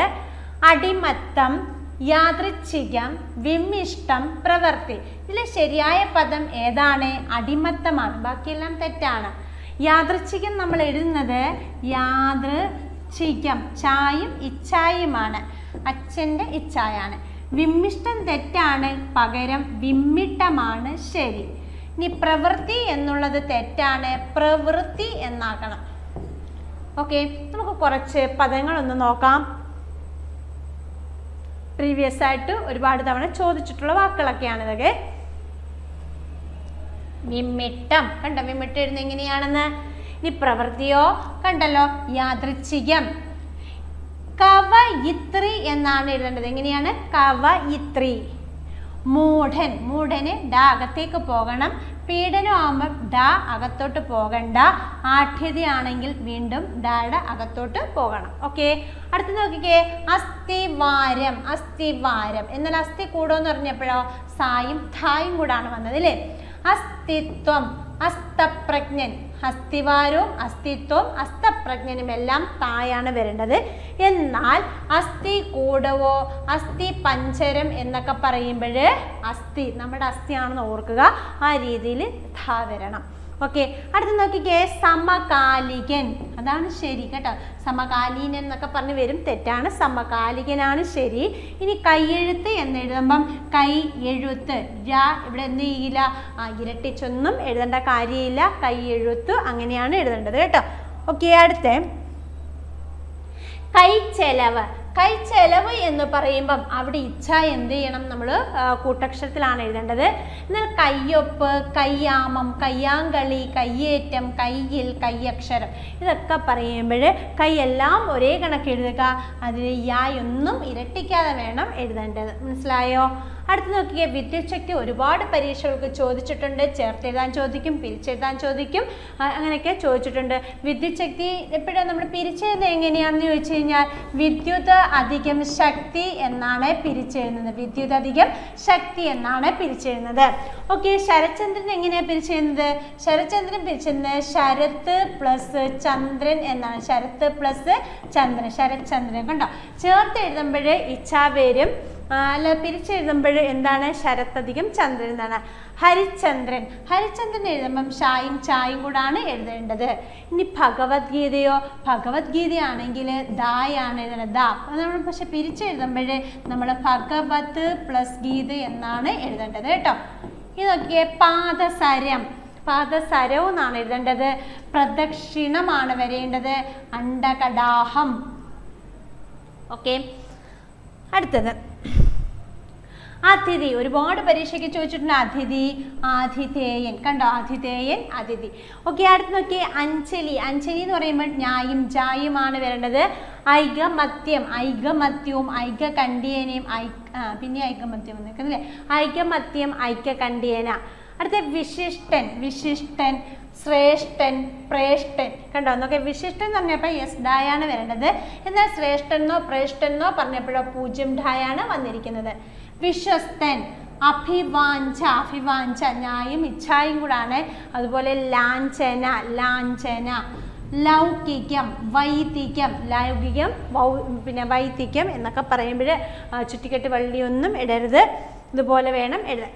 അടുത്ത് നോക്കിയേ, ഹൃദ്വികാരം, ഹൃദ്വികാരം, ജീവച്ഛവം, ഉച്ഛ്വാസം. ഈ ഹൃദ്വികാരം നമ്മൾ പിരിക്കുന്നത് ഹൃത്തധികം വികാരം എന്നാണ്. അതുപോലെ ജീവച്ഛവം ജീവത് അധികം ശവം എന്നാണ് പിരിച്ചെഴുതുന്നത്. ഉച്ഛ്വാസം പിരിക്കുന്നത് ഉത്തധികം ശ്വാസം എന്നാണ്. ഇനി ത്വഗ്രോഗമോ, ത്വഗ്രോഗം. ത്വഗ്രോഗം നമ്മൾ പിരിച്ചെഴുതുന്നത് ത്വഗ് അധികം രോഗം എന്നാണ്. ഇതൊക്കെ പല പരീക്ഷകൾക്ക് ചോദിച്ചിട്ടുണ്ട് കേട്ടോ. ജനയിതാവ്, ജനയിതാവ്. മടയൻ, മടയൻ എന്ന് പറഞ്ഞപ്പം എസ്ഡായാണ് വരേണ്ടത്. നമ്മൾ നേരത്തെ പറഞ്ഞു വിമ്മിട്ടം അല്ലേ. അനുഗ്രഹം, അനുഗ്രഹമാണ്. പതിവ്രത, പതിവ്രതയാണ്. അവധൂതൻ, അവധൂതൻ. ഹാർദമാണ് ശരി, ഹാർദവൻ തെറ്റാണ്. ഐച്ഛികം, അനാച്ഛാദനം. അന്തഛിദ്രം, അന്തഛിദ്രം എന്ന് പറയുമ്പോൾ പണ്ടൊക്കെ നമ്മൾ കുത്തിടുമായിരുന്നു, ഇപ്പോൾ ഷാ തന്നെയാണ് എഴുതുന്നത്, അന്തഛിദ്രം. ഇനി ഖഡോൽഖജൻ, ഖണ്ഡാകാരം, ഖണ്ഡാകാരം. അടുത്തത് ചെലവ്, ചിതല്. ചിലവ് എന്നല്ല പറയേണ്ടത്, ചെലവ്. ചിതൽ എന്നാണ് പറയുന്നത്, ചെതൽ എന്നല്ല കേട്ടോ. അപ്പൊ ചിതല്. അശൗഹിണി, അശൗഹിണി. അശൗഹിണി എന്ന് വെച്ചാൽ ഭയങ്കര ഒരു സേനയാണ് കേട്ടോ. അതിൽ ആന, കുതിര, കാലാൾപ്പട, തേര് തുടങ്ങിയവയൊക്കെയാണ് ഇതിനകത്ത് വരുന്നത്. ഇനി അഷ്ടകോണം, പൂജ്യം ഡായാണ്. അഭിവാഞ്ചിയും ലാഞ്ചിയും നമ്മൾ നേരത്തെ പറഞ്ഞു. അനുഗൃഹീതൻ, അനുഗൃഹീതൻ, അനുഗൃഹീതൻ. അതിഥി നേരത്തെ പറഞ്ഞാണ്. പ്രഭുത്വം തെറ്റാണ് ഇതിനകത്ത് തന്നിരിക്കുന്നത്. പ്രഭുത്വം എഴുതേണ്ടത് പ്രഭുത്വം എന്നാണ്. പ്രഭുത്വം കേട്ടോ, പ്രഭുത്വം അങ്ങനെയാണ് എഴുതേണ്ടത്. അപ്പം നമ്മൾ ചെയ്തു വന്നപ്പോൾ തെറ്റിപ്പോയതാണ്. അപ്പം പ്രഭുത്വം ഇങ്ങനെയാണ്. മഹത്വം, മഹത്വത്തിന് ഇത്തായാണ് വരേണ്ടത്. സ്ത്രീത്വം, സ്ത്രീത്വം. ഇനി ജഡായു, പീഡനവും ആഢ്യതയും നമ്മൾ നേരത്തെ പറഞ്ഞിട്ടുണ്ടായിരുന്നു. അപ്പൊ പീഡനം, ആഢ്യത കണ്ടോ എഴുതിയിരിക്കുന്നത് എങ്ങനെയാണെന്ന്. അടുത്ത ക്വസ്റ്റ്യൻ ആണ് മുൻവിനേച്ചത്തിന് ഉദാഹരണം. എന്താണ് മുൻവിനേച്ചത്തിന് ഉദാഹരണം എന്നുള്ളതാണ്. കാണാൻ വന്നു, പറയാൻ വന്നു, പറഞ്ഞു പോയി, പറക വേണം. ഇവിടെ ആൻസർ വന്നിരിക്കുന്നത് പറഞ്ഞു പോയി എന്നുള്ളതാണ്. എന്താണ്? പറഞ്ഞു പോയി. അപ്പോൾ മുൻവിനേച്ചത്തിന് ഉദാഹരണം ഏതാന്ന് വെച്ച് കഴിഞ്ഞാൽ ഇവിടെ പറഞ്ഞു പോയി എന്നുള്ളതാണ്. അപ്പം നമ്മുടെ ക്രിയ എന്ന് പറയുന്ന ഭാഗത്ത് നിന്ന് വന്ന് ഒരു ക്വസ്റ്റ്യൻ ആണിത്. നമുക്ക് ക്രിയ എന്താണെന്ന് നോക്കാം.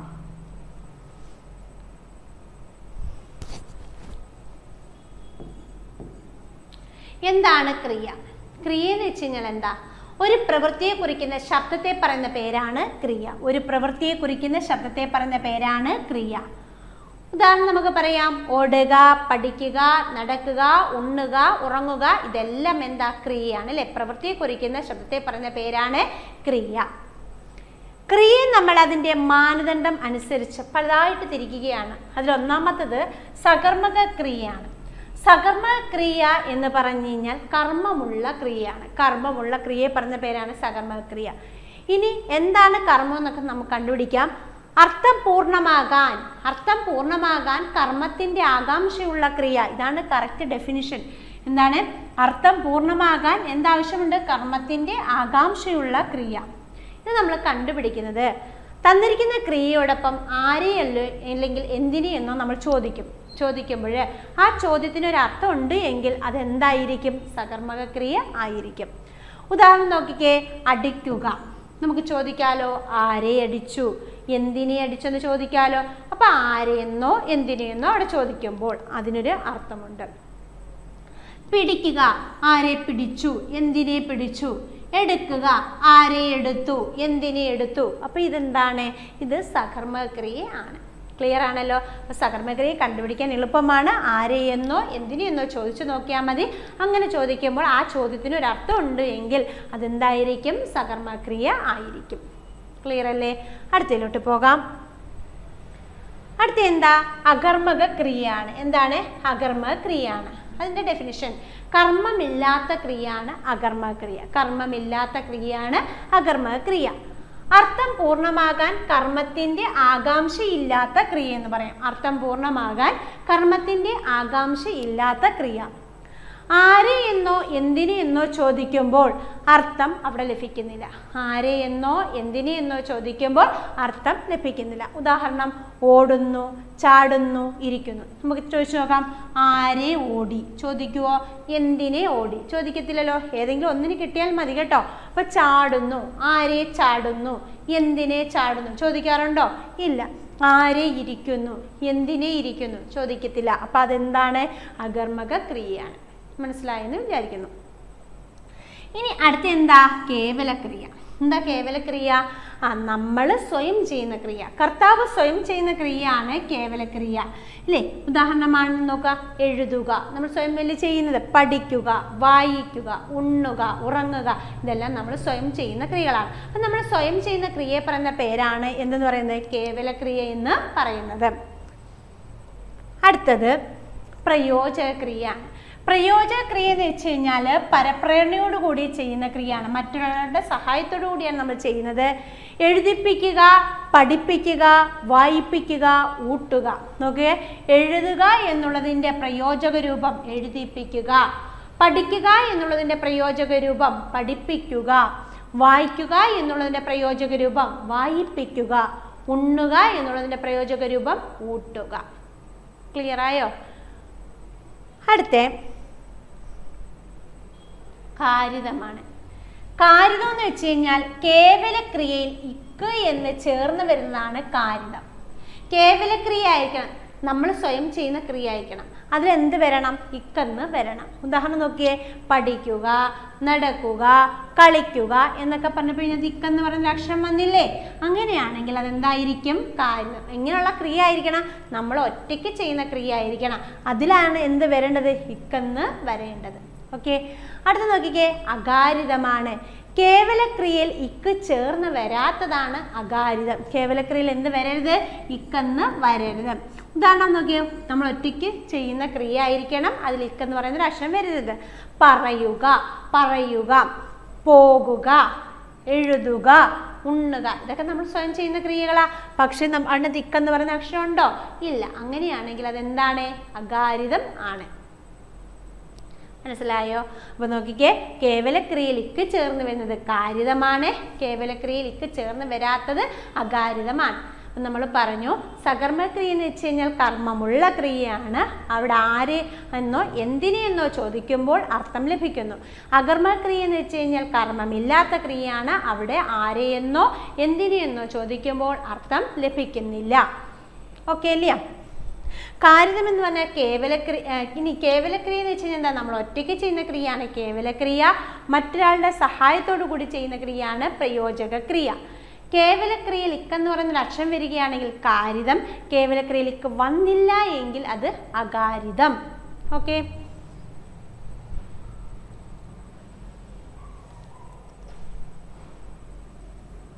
അടുത്ത മുറ്റുവിനയും പറ്റുവിനയുമാണ്. മുറ്റുവിനി എന്ന് വെച്ച് കഴിഞ്ഞാൽ ക്രിയയുടെ അർത്ഥത്തെ പൂർണ്ണമായി ഉൾക്കൊള്ളുന്നതും സ്വതന്ത്രമായി നിൽക്കാൻ കഴിവുള്ളതുമായ പൂർണ്ണക്രിയകളെ പറയുന്ന പേരാണ് മുറ്റുവിന. ക്രിയയുടെ അർത്ഥത്തെ പൂർണ്ണമായിട്ടും ഉൾക്കൊള്ളുന്നതും സ്വതന്ത്രമായി നിൽക്കാൻ കഴിവുള്ളതുമായ പൂർണ്ണക്രിയകളെയാണ് മുറ്റുവിന എന്ന് പറയുന്നത്. അതായത് പൂർണ്ണക്രിയകളെ പറയുന്ന പേരാണ് മുറ്റുവിന. ഇവിടെ പറഞ്ഞു കണ്ടു, കേട്ടു, വിരിഞ്ഞു, കരഞ്ഞു എന്നൊക്കെ പറയുന്നു. ഇതെല്ലാം എന്താ? പൂർണ്ണക്രിയകളാണ്. അപ്പോൾ പൂർണ്ണക്രിയകളെ പറയുന്ന പേരാണ് മുറ്റുവിന.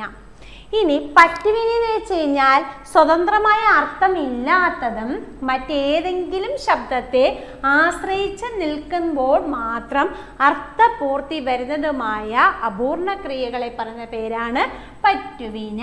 അപ്പോൾ സ്വതന്ത്രമായ അർത്ഥം ഇല്ലാത്തതും മറ്റേതെങ്കിലും ശബ്ദത്തെ ആശ്രയിച്ച് നിൽക്കുമ്പോൾ മാത്രം അർത്ഥപൂർത്തി വരുന്നതുമായ അപൂർണ ക്രിയകളെ പറയുന്ന പേരാണ് പറ്റുവിന. ഉദാഹരണം നമുക്ക് പറയാം. കണ്ട, കേട്ട, കരഞ്ഞ, വിരിഞ്ഞ. ഇതൊക്കെ എന്താണ്? പറ്റുവിനയാണ്. ഇത് പൂർണ്ണമല്ല അല്ലേ? കണ്ട, കേട്ട, കരഞ്ഞ, വിരിഞ്ഞ എന്നൊക്കെ പറയുമ്പോൾ അത് പൂർണ്ണമാണോ? അല്ല. എന്നാൽ കണ്ടു, കേട്ടു, വിരിഞ്ഞു, കരഞ്ഞു എന്നൊക്കെ പറഞ്ഞപ്പോഴോ അത് പൂർണ്ണക്രിയകളാണ്. അപ്പോൾ പൂർണ്ണക്രിയകളെ നമുക്ക് മുറ്റുവിനെയെന്നും അപൂർണക്രിയകളെ നമുക്ക് എന്ത് പറയാം? പറ്റുവിനെയെന്നും പറയാം. ക്ലിയർ ആയല്ലോ? അടുത്ത ശ്രദ്ധിക്കുക. പറ്റുവിനയുടെ സ്വഭാവം അനുസരിച്ച് ക്രിയയെ രണ്ടായി തിരിക്കുന്നു. ഒന്ന് പേരച്ചം, രണ്ട് വിനയച്ചം. പറ്റുവിനയുടെ സ്വഭാവം അനുസരിച്ചാണ് ക്രിയയെ നമ്മൾ രണ്ടായിട്ട് തിരിച്ചത്, പേരച്ചമെന്നും വിനയച്ചമെന്നും. പേരച്ചം എന്ന് പറഞ്ഞാൽ നാമത്തെ ആശ്രയിച്ച് നിൽക്കുന്ന അപൂർണ ക്രിയയെ പറയുന്ന പേരാണ് പേരച്ചം. നാമത്തെ ആശ്രയിച്ച് നിൽക്കുന്ന അപൂർണ ക്രിയ. ഇവിടെ ഉദാഹരണം നിങ്ങൾ ശ്രദ്ധിച്ചേ. ഈ കണ്ട, കേട്ട, കരഞ്ഞ, വിരിഞ്ഞ ഇതെല്ലാം അപൂർണ ക്രിയകളാണെന്ന് നമ്മൾ നേരത്തെ പറഞ്ഞു അല്ലേ? ഇതെന്തിനോടാണ് ചേർന്നിരിക്കുന്നത്? സിനിമ എന്ന് പറയുന്ന നാമത്തോടല്ലേ? കണ്ട സിനിമ, കഥ എന്ന നാമം അല്ലേ? കുട്ടി എന്ന നാമം, വിരിഞ്ഞ പൂവ് എന്ന് പറയുന്ന നാമം. അപ്പം ഇതിനോടൊക്കെ ചേർന്ന് നിൽക്കുമ്പോൾ ഇത് നമുക്ക് പേരച്ചം എന്ന് പറയാം. അപ്പം നിങ്ങൾ ശ്രദ്ധിക്കേണ്ടത് അപൂർണ ക്രിയയാണോ വന്നിരിക്കുന്നത്, തൊട്ടപ്പുറത്ത് തന്നിരിക്കുന്ന നാമമാണോ ക്രിയയാണോ എന്ന് നോക്കിയാൽ മതി. നാമമാണെങ്കിൽ പേരച്ചം, ക്രിയയാണെങ്കിൽ വിനയച്ചം. ഇനി വിനയച്ചം എന്ന് പറഞ്ഞാൽ ക്രിയയെ ആശ്രയിച്ച് നിൽക്കുന്ന അപൂർണ ക്രിയയെ പറയുന്ന പേരാണ് വിനയച്ചം. ഉദാഹരണം നോക്കിക്കേ. തൊഴാൻ പോയി, കുളിച്ചു കുറിയിട്ടു, എറിഞ്ഞു കൊള്ളിച്ചു എന്നൊക്കെ പറയുമ്പോൾ അത് വിനയച്ചമാണ് കേട്ടോ. അപ്പോൾ നോക്കിക്കേ. തൊഴാൻ പോയി, തൊഴാൻ പോയി എന്ന് പറയുമ്പോൾ തൊഴുക എന്നുള്ളൊരു ക്രിയയാണ്, പോയി എന്നുള്ളത് മറ്റൊരു ക്രിയയാണ്. ഈ തൊഴാൻ എന്നുള്ളത് അപൂർണ ക്രിയയാണ്, പോയി എന്നുള്ളതാണ് ഇവിടുത്തെ പൂർണ്ണക്രിയ. ഇവിടെ കുളിച്ചു കുറിയിട്ടു, കുളിച്ചു കുറിയിട്ടു എന്നുള്ളത് സത്യത്തിൽ വരേണ്ടത് ഇങ്ങനെയാണ്, കുളിച്ച് കുറിയിട്ടു എന്നാണ് വരേണ്ടത്. അപ്പോൾ ഒരു പരീക്ഷയ്ക്ക് നമുക്ക് ഇങ്ങനെ വന്നായിരുന്നു, കുളിച്ചു കുറിയിട്ടു. ഇതിൽ പൂർണ്ണക്രിയ ഏത് അപൂർണക്രിയ ഏത് എന്നുള്ള രീതിയിലാണ് ക്വസ്റ്റ്യൻ വന്നത്. അപ്പം നിങ്ങൾ എപ്പോഴും ശ്രദ്ധിക്കേണ്ടത്, രണ്ട് ക്രിയകൾ അടുപ്പിച്ച് വന്നാൽ ഇപ്പം ഇങ്ങനെ വരുമ്പോൾ കുളിച്ചു കുറിയിട്ടെന്ന് ചന്ദ്രക്കലയിട്ട് വരികയാണെങ്കിൽ നമുക്കറിയാം അതായിരിക്കും അപൂർണക്രിയ എന്ന് നമുക്ക് മനസ്സിലാവും. പക്ഷേ ഇങ്ങനെ രണ്ട് ക്രിയകൾ തരികയാണെങ്കിൽ, കുളിച്ചു കുറിയിട്ടു എന്ന് ഇങ്ങനെ തരികയാണെങ്കിൽ, രണ്ട് ക്രിയകൾ അടുപ്പിച്ച് വന്നാൽ നമ്മൾ ആദ്യം എഴുതുന്ന ക്രിയ ഉണ്ടല്ലോ, കുളിച്ചു എന്ന് പറയുന്ന ക്രിയ, അതെപ്പോഴും എന്തായിരിക്കും? അപൂർണക്രിയ ആയിരിക്കും. മനസ്സിലായോ പറഞ്ഞത്? രണ്ട് ക്രിയകൾ അടുപ്പിച്ച് വന്നാൽ ആദ്യം എഴുതുന്ന ക്രിയ എപ്പോഴും എന്തായിരിക്കും? അപൂർണക്രിയ ആയിരിക്കും. അപ്പോൾ എറിഞ്ഞു കൊള്ളിച്ചു, എറിഞ്ഞു കൊള്ളിച്ചു എന്ന് പറഞ്ഞാൽ എറിഞ്ഞു എന്നുള്ളത് എന്താണ്? അപൂർണക്രിയയാണ്. എറിഞ്ഞു എന്നുള്ളത് അപൂർണക്രിയയാണ്, കൊള്ളിച്ചു എന്നുള്ളത് പൂർണ്ണക്രിയയാണ്. മനസ്സിലായോ പറഞ്ഞത്? അപ്പോൾ ക്രിയയെ ആശ്രയിച്ച് നിൽക്കുന്ന അപൂർണക്രിയയെ പറയുന്ന പേരാണ്, ക്രിയയെ ആശ്രയിച്ച് നിൽക്കുന്ന അപൂർണക്രിയയാണ് എന്ന് പറയുന്നത് വിനയച്ചം. നാമത്തെ ആശ്രയിച്ച് നിൽക്കുന്ന അപൂർണക്രിയയാണ് പേരച്ചം. മനസ്സിലായോ? അടുത്ത പോയിന്റിലേക്ക് പോകാം. വിനേച്ചത്തെ നമുക്ക് എത്രയായിട്ട് തിരിക്കാം? 5 ആയിട്ട് തിരിക്കാം. വിനേച്ചത്തെ എത്രയായിട്ട് തിരിക്കുന്നു? 5 ആയിട്ട് തിരിക്കുന്നു. അതിൽ ഒന്നാമത്തേതാണ് മുൻവിനയച്ചം. എന്താണ് മുൻവിനയച്ചം? പൂർണ്ണക്രിയയ്ക്ക് മുൻപ് നടക്കുന്ന അപൂർണക്രിയ. നോക്കിക്കേ, പൂർണ്ണക്രിയക്കാട്ടി മുന്നേ ആയിരിക്കും അവിടെ അപൂർണക്രിയ നടക്കുന്നത്. നോക്കി, എറിഞ്ഞു കൊള്ളിച്ചു എന്ന് പറയുമ്പോൾ ഇവിടെ കൊള്ളിച്ചു എന്നുള്ളതല്ലേ പൂർണ്ണക്രിയ, എറിഞ്ഞു എന്നുള്ളത് അപൂർണക്രിയയല്ലേ? നമ്മൾ നേരത്തെ പറഞ്ഞില്ലേ. അപ്പം ഈ അപൂർണക്രിയയല്ലേ ആദ്യം നടക്കുന്നത്? എറിഞ്ഞു കൊള്ളിക്കുക എന്ന് പറയുമ്പോൾ എറിയുക എന്നുള്ളതല്ലേ ആദ്യം നടന്നത്. അങ്ങനെയാണെങ്കിൽ പൂർണ്ണക്രിയക്കാട്ടി മുന്നേ അപൂർണക്രിയ നടന്നാൽ അതിന് നമുക്ക് എന്ത് പറയാം? പൂർണ്ണക്രിയക്കാട്ടി മുന്നേ അപൂർണക്രിയ നടന്നാൽ അതിന് നമുക്ക് എന്ത് പറയാം? മുൻവിനേച്ചം എന്ന് പറയാം. മനസ്സിലായോ പറഞ്ഞത്? അപ്പൊ പൂർണ്ണക്രിയക്കാട്ടി മുന്നേ അപൂർണക്രിയ നടന്നാൽ അതിന് നമുക്ക് എന്ത് പറയാം? മുൻവിനേച്ചം. ഓക്കെ, ഇവിടെ നോക്കിക്കേ, കുളിച്ചു കുറിയിട്ടു എന്ന് പറഞ്ഞപ്പം കുറിയിട്ടു എന്നുള്ളത് പൂർണ്ണക്രിയയും കുളിച്ചെന്നുള്ളത് അപൂർണക്രിയയല്ലേ? നമ്മൾ നേരത്തെ പറഞ്ഞു 2 ക്രിയകൾ അടുപ്പിച്ച് വന്നാൽ ആദ്യം എഴുതുന്ന ക്രിയ എപ്പോഴും അപൂർണക്രിയ ആയിരിക്കും. അപ്പോൾ കുളിച്ചു എന്നുള്ളത് ഇവിടുത്തെ അപൂർണക്രിയ, കുറിയിട്ടു എന്നുള്ളത് ഇവിടുത്തെ പൂർണ്ണക്രിയ. അപ്പം ആദ്യം കുളിച്ചു കുറിയിട്ടു എന്ന് പറയുമ്പോൾ ആദ്യം അവിടെ നടന്ന ക്രിയ ഏതാ? കുളിച്ചു എന്നുള്ള ക്രിയയാണ്. അവിടെ പ്രത്യേകമൊന്നുമില്ല, ഇങ്ങനെ വേണം നോക്കി കണ്ടുപിടിക്കേണ്ടത് കേട്ടോ. അടുത്ത് നോക്കിക്കേ, പിൻവിനേച്ചാണ്. എന്തായിരിക്കും? മുൻവിനേച്ചം പൂർണ്ണക്രിയക്കാട്ടി മുന്നേ അപൂർണക്രിയ നടക്കുന്നതാണ്. പിൻവിനേച്ചം എന്ന് വെച്ച് കഴിഞ്ഞാൽ പൂർണ്ണക്രിയയ്ക്ക് ശേഷമായിരിക്കും അപൂർണക്രിയ നടക്കുന്നത്. പ്രത്യയം എന്താ? ആൻ എന്നാണ്. പ്രത്യയം എന്താണ്? ആൻ. ഇവിടെ നോക്കിക്കേ, കാണാൻ പോയി, വരാൻ പറഞ്ഞു, ഉണ്ണാനിരുന്നു. കണ്ടോ, അവിടെ എല്ലാം ആൻ വന്നു. ഇനി നോക്കിക്കേ, കാണാൻ പോയി എന്ന് പറഞ്ഞപ്പം അവിടെ ആദ്യം നടന്ന ക്രിയ ഏതാ? പോയി എന്ന് നടന്ന ക്രിയയിൽ ആദ്യം നടക്കുന്നത് പോയി എന്നുള്ളത് ഇവിടുത്തെ എന്താ? പൂർണ്ണക്രിയയല്ലേ? അപ്പോൾ പൂർണ്ണക്രിയയ്ക്ക് ശേഷമല്ലേ അപൂർണക്രിയ ഇവിടെ നടന്നത്? മനസ്സിലാക്കണേ, പൂർണ്ണക്രിയയ്ക്ക് ശേഷമാണ് ഇവിടെ അപൂർണക്രിയ നടക്കുന്നത്. പോയി എന്നുള്ളത് പൂർണ്ണക്രിയ, കാണാനുള്ളത് അപൂർണക്രിയ അല്ലേ? പൂർണ്ണക്രിയയ്ക്ക് ശേഷം അപൂർണക്രിയ നടക്കുന്നു. അതാണെങ്കിൽ പിൻവിനേച്ചം പ്രത്യയം എന്ത് വരും എന്ന് ഓർക്കുക? ആനെന്ന് വരും. വരാൻ പറഞ്ഞു എന്ന് പറഞ്ഞു. ഇവിടെ പറഞ്ഞു എന്നുള്ള ക്രിയയാണ് ആദ്യമേ നടന്നത്, പിന്നീടാണ് ഇവിടെ വരുന്നത്. മനസ്സിലായോ? ഉണ്ണാനിരുന്നു എന്ന് പറഞ്ഞൊരു ക്രിയ നടന്നു, അതിനുശേഷമാണ് ഉണ്ണുന്നത്. അപ്പൊ പൂർണ്ണക്രിയയ്ക്ക് ശേഷമാണ് അപൂർണക്രിയ നടക്കുന്നതെങ്കിൽ അതിന് നമുക്ക് എന്ത് പറയാം? പിൻവിനേച്ചം എന്ന് പറയാം. അടുത്ത് നോക്കിക്കേ, തൻവിനേച്ചം. തൻവിനേച്ചം എന്ന് പറഞ്ഞാൽ പൂർണ്ണക്രിയയും അപൂർണക്രിയയും ഒരുമിച്ച് നടക്കുന്നതാണ്. പ്രത്യയം എ എന്നോ അവയെന്നോ വരും. അപ്പോൾ പൂർണ്ണക്രിയയും അപൂർണക്രിയയും ഒരുമിച്ച് നടക്കുന്നതാണ് എന്നെന്ന് പറയുന്നത് ഒരുമിച്ച് നടക്കുന്നതാണ് തൻവിനേച്ചം. അവിടെ വരുന്ന പ്രത്യയങ്ങളാണ് എ, അവേ.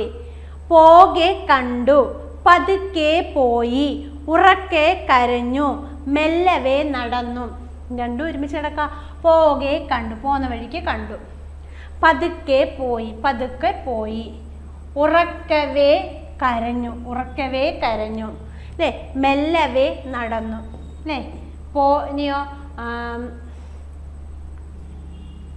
നടക്കവേ വീണു. ഇതൊക്കെ ഇതിനകത്ത് വരുന്ന തൻവിനേച്ചം. 2 ക്രിയകളും ഒരുമിച്ചായിരിക്കും നടക്കുന്നത്. അടുത്ത് നോക്കിക്കേ, നടുവിനേച്ചമാണ്. നടുവിനേച്ചം എന്ന് പറഞ്ഞു കഴിഞ്ഞാൽ കാലം, പ്രകാരം, പുരുഷൻ തുടങ്ങിയ ഉപാധികളെ കൂടാതെ ശുദ്ധരൂപത്തെ കാണിക്കുന്ന വിനേച്ചമാണ് നടുവിനേച്ചം. അതായത് ക്രിയയുടെ ശുദ്ധരൂപമാണ് ഇവിടെ വരുന്നതെന്ന് ഓർത്തിരുന്നാൽ മാത്രം മതി. ക്രിയയുടെ ശുദ്ധരൂപം. അവിടെ പ്രത്യയങ്ങൾ വരുന്നത് എന്തൊക്കെയാ?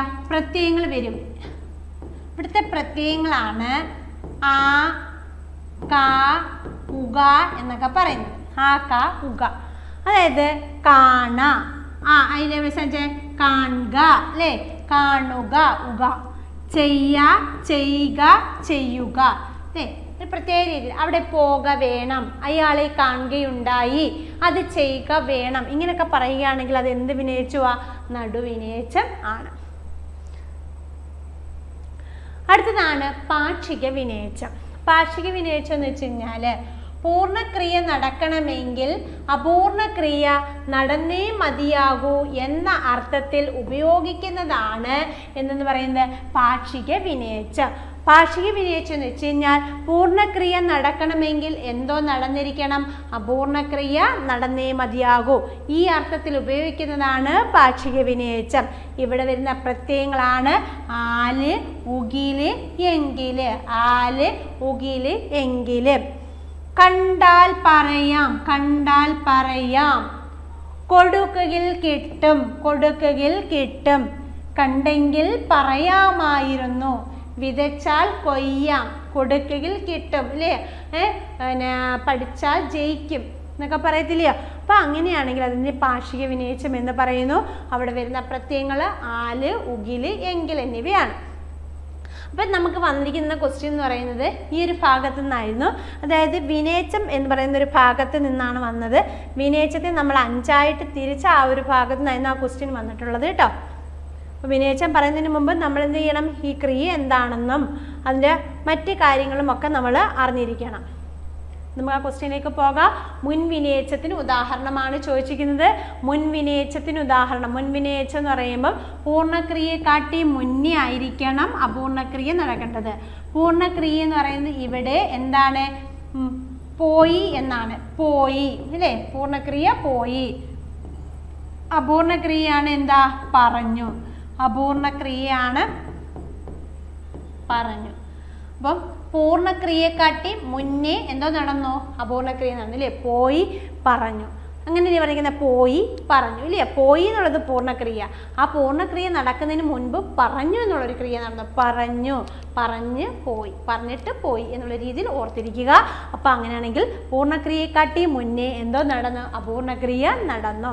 അപ്പം ഈ പറഞ്ഞു പോയി എന്നുള്ളത് 2 ക്രിയകൾ അടുപ്പിച്ച് വരുമ്പോൾ ആദ്യത്തെ ക്രിയ എപ്പോഴും എന്താണെന്ന് പറഞ്ഞു, അപൂർണക്രിയയാണെന്ന് പറഞ്ഞു. അപ്പോൾ ആ അപൂർണക്രിയയാണ് അവിടെ ആദ്യം നടന്നത്, പൂർണ്ണക്രിയക്കാട്ടി മുന്നേ. അങ്ങനെയാണെങ്കിൽ അത് മുൻവിനേച്ഛം. ഇനി ഓപ്ഷൻ നോക്കിക്കേ, കാണാൻ വന്നു, പറയാൻ വന്നു. നമ്മൾ പറഞ്ഞു ആൻ, ആൻ വന്നു കഴിഞ്ഞാൽ അതെന്താണ്, പിൻവിനേച്ഛം. ആൻ വന്നു കഴിഞ്ഞാൽ അതെന്താണ്, പിൻവിനേച്ഛം. ഇനി പറക വേണം, പറക. ആ കാ ഉക, ആ കാ ഉക വന്നു കഴിഞ്ഞാൽ അത് നടുവിനേച്ഛം. നടുവിനേച്ഛത്തിലാണ് ആ കാ ഉക എന്നിവ വരുന്നത്. ഓക്കെ. അപ്പം ഇത്രയും കാര്യങ്ങൾ വിനേച്ഛവുമായി ബന്ധപ്പെട്ട് അറിഞ്ഞിരിക്കേണ്ട കാര്യങ്ങളാണ്. അപ്പോൾ ഇത്രയും കാര്യങ്ങൾ നിങ്ങൾക്ക് ക്ലിയർ ആയോ? അപ്പോൾ എന്താണ് ക്രിയ? ഒരു പ്രവൃത്തിയെ കുറിക്കുന്ന ശബ്ദമാണ് ക്രിയ. ക്രിയയെ നമ്മൾ അതിൻ്റെ മാനദണ്ഡം അനുസരിച്ച് പലതായിട്ട് തിരിച്ചു. അതിലൊന്നാമത്തേതാണ് സകർമ്മക്രിയ, അകർമ്മക്രിയ. സകർമ്മക്രിയ എന്ന് വെച്ച് കഴിഞ്ഞാൽ എന്താണ്, കർമ്മമുള്ള ക്രിയയാണ് സകർമ്മക്രിയ, കർമ്മമില്ലാത്ത ക്രിയയാണ് അകർമ്മക്രിയ. ഇനി സകർമ്മ കണ്ടുപിടിക്കുന്നത് ആരെ അല്ലെങ്കിൽ എന്തിനെ എന്ന് ചോദിക്കുമ്പോൾ അർത്ഥം ലഭിക്കുന്നുണ്ടെങ്കിൽ സകർമ്മക്രിയ, ഇനി അർത്ഥം ലഭിച്ചില്ല എങ്കിലോ അകർമ്മക്രിയ, അല്ലേ? പിന്നെ നമ്മൾ പറഞ്ഞു കേവലക്രിയ, പ്രയോജകക്രിയ. നമ്മൾ ഒറ്റയ്ക്ക് ചെയ്യുന്ന ക്രിയ ആണെങ്കിൽ അത് കേവലക്രിയ, മറ്റൊരാളുടെ സഹായത്തോടു കൂടിയാണ് ചെയ്യുന്നതെങ്കിൽ പ്രയോജകക്രിയ. കേവലക്രിയയിൽ ഇക്കെന്ന് പറയുന്നൊരു അക്ഷരമുണ്ട് എങ്കിൽ അത് കാരിതം, കേവലക്രിയയിൽ ഇക്ക് വന്നില്ല എങ്കിൽ അത് അകാരിതം. പൂർണ്ണക്രിയയാണെങ്കിൽ മുറ്റുവിന, അപൂർണക്രിയയാണെങ്കിൽ പറ്റുവിന. പറ്റുവിനയുടെ സ്വഭാവം അനുസരിച്ച് ക്രിയയെ നമ്മൾ വീണ്ടും 2ആയിട്ട് തിരിച്ചു, പേരച്ചമെന്നും വിനേച്ഛമെന്നും. നാമത്തെ ആശ്രയിച്ച് നിൽക്കുന്ന അപൂർണക്രിയയെ പേരച്ചമെന്നും ക്രിയയെ ആശ്രയിച്ച് നിൽക്കുന്ന അപൂർണക്രിയയെ വിനേച്ഛമെന്നും പറയുന്നു. വിനേച്ഛത്തെ 5ആയി തിരിക്കുന്നു: മുൻവിനേച്ഛം, പിൻവിനേച്ഛം, തൻവിനേച്ഛം, നടുവിനേച്ഛം, പാക്ഷിക വിനേച്ഛം. എന്താണ് മുൻവിനേച്ഛം? നാമത്തെ ആശ്രയിച്ച് നിൽക്കുന്ന അപൂർണക്രിയയെ മുൻവിനേച്ഛം എന്ന് വെച്ച് കഴിഞ്ഞാൽ പൂർണ്ണക്രിയക്കാട്ടി മുന്നേ അപൂർണക്രിയ നടക്കുന്നതാണ് മുൻവിനേച്ഛം, പ്രത്യയം ഇല്ല. പിൻവിനേച്ഛം എന്നാൽ പൂർണ്ണക്രിയയ്ക്ക് ശേഷമാണ് അപൂർണക്രിയ നടക്കുന്നത്, പ്രത്യയം ആനാണ്. തൻവിനേച്ഛം എന്ന് വെച്ചാൽ പൂർണ്ണക്രിയയും അപൂർണക്രിയയും ഒരുമിച്ച് നടക്കുന്നതിനെ പറയുന്ന പേരാണ് തൻവിനേച്ഛം. അവിടുത്തെ പ്രത്യയമാണ് ഏ, അവേ.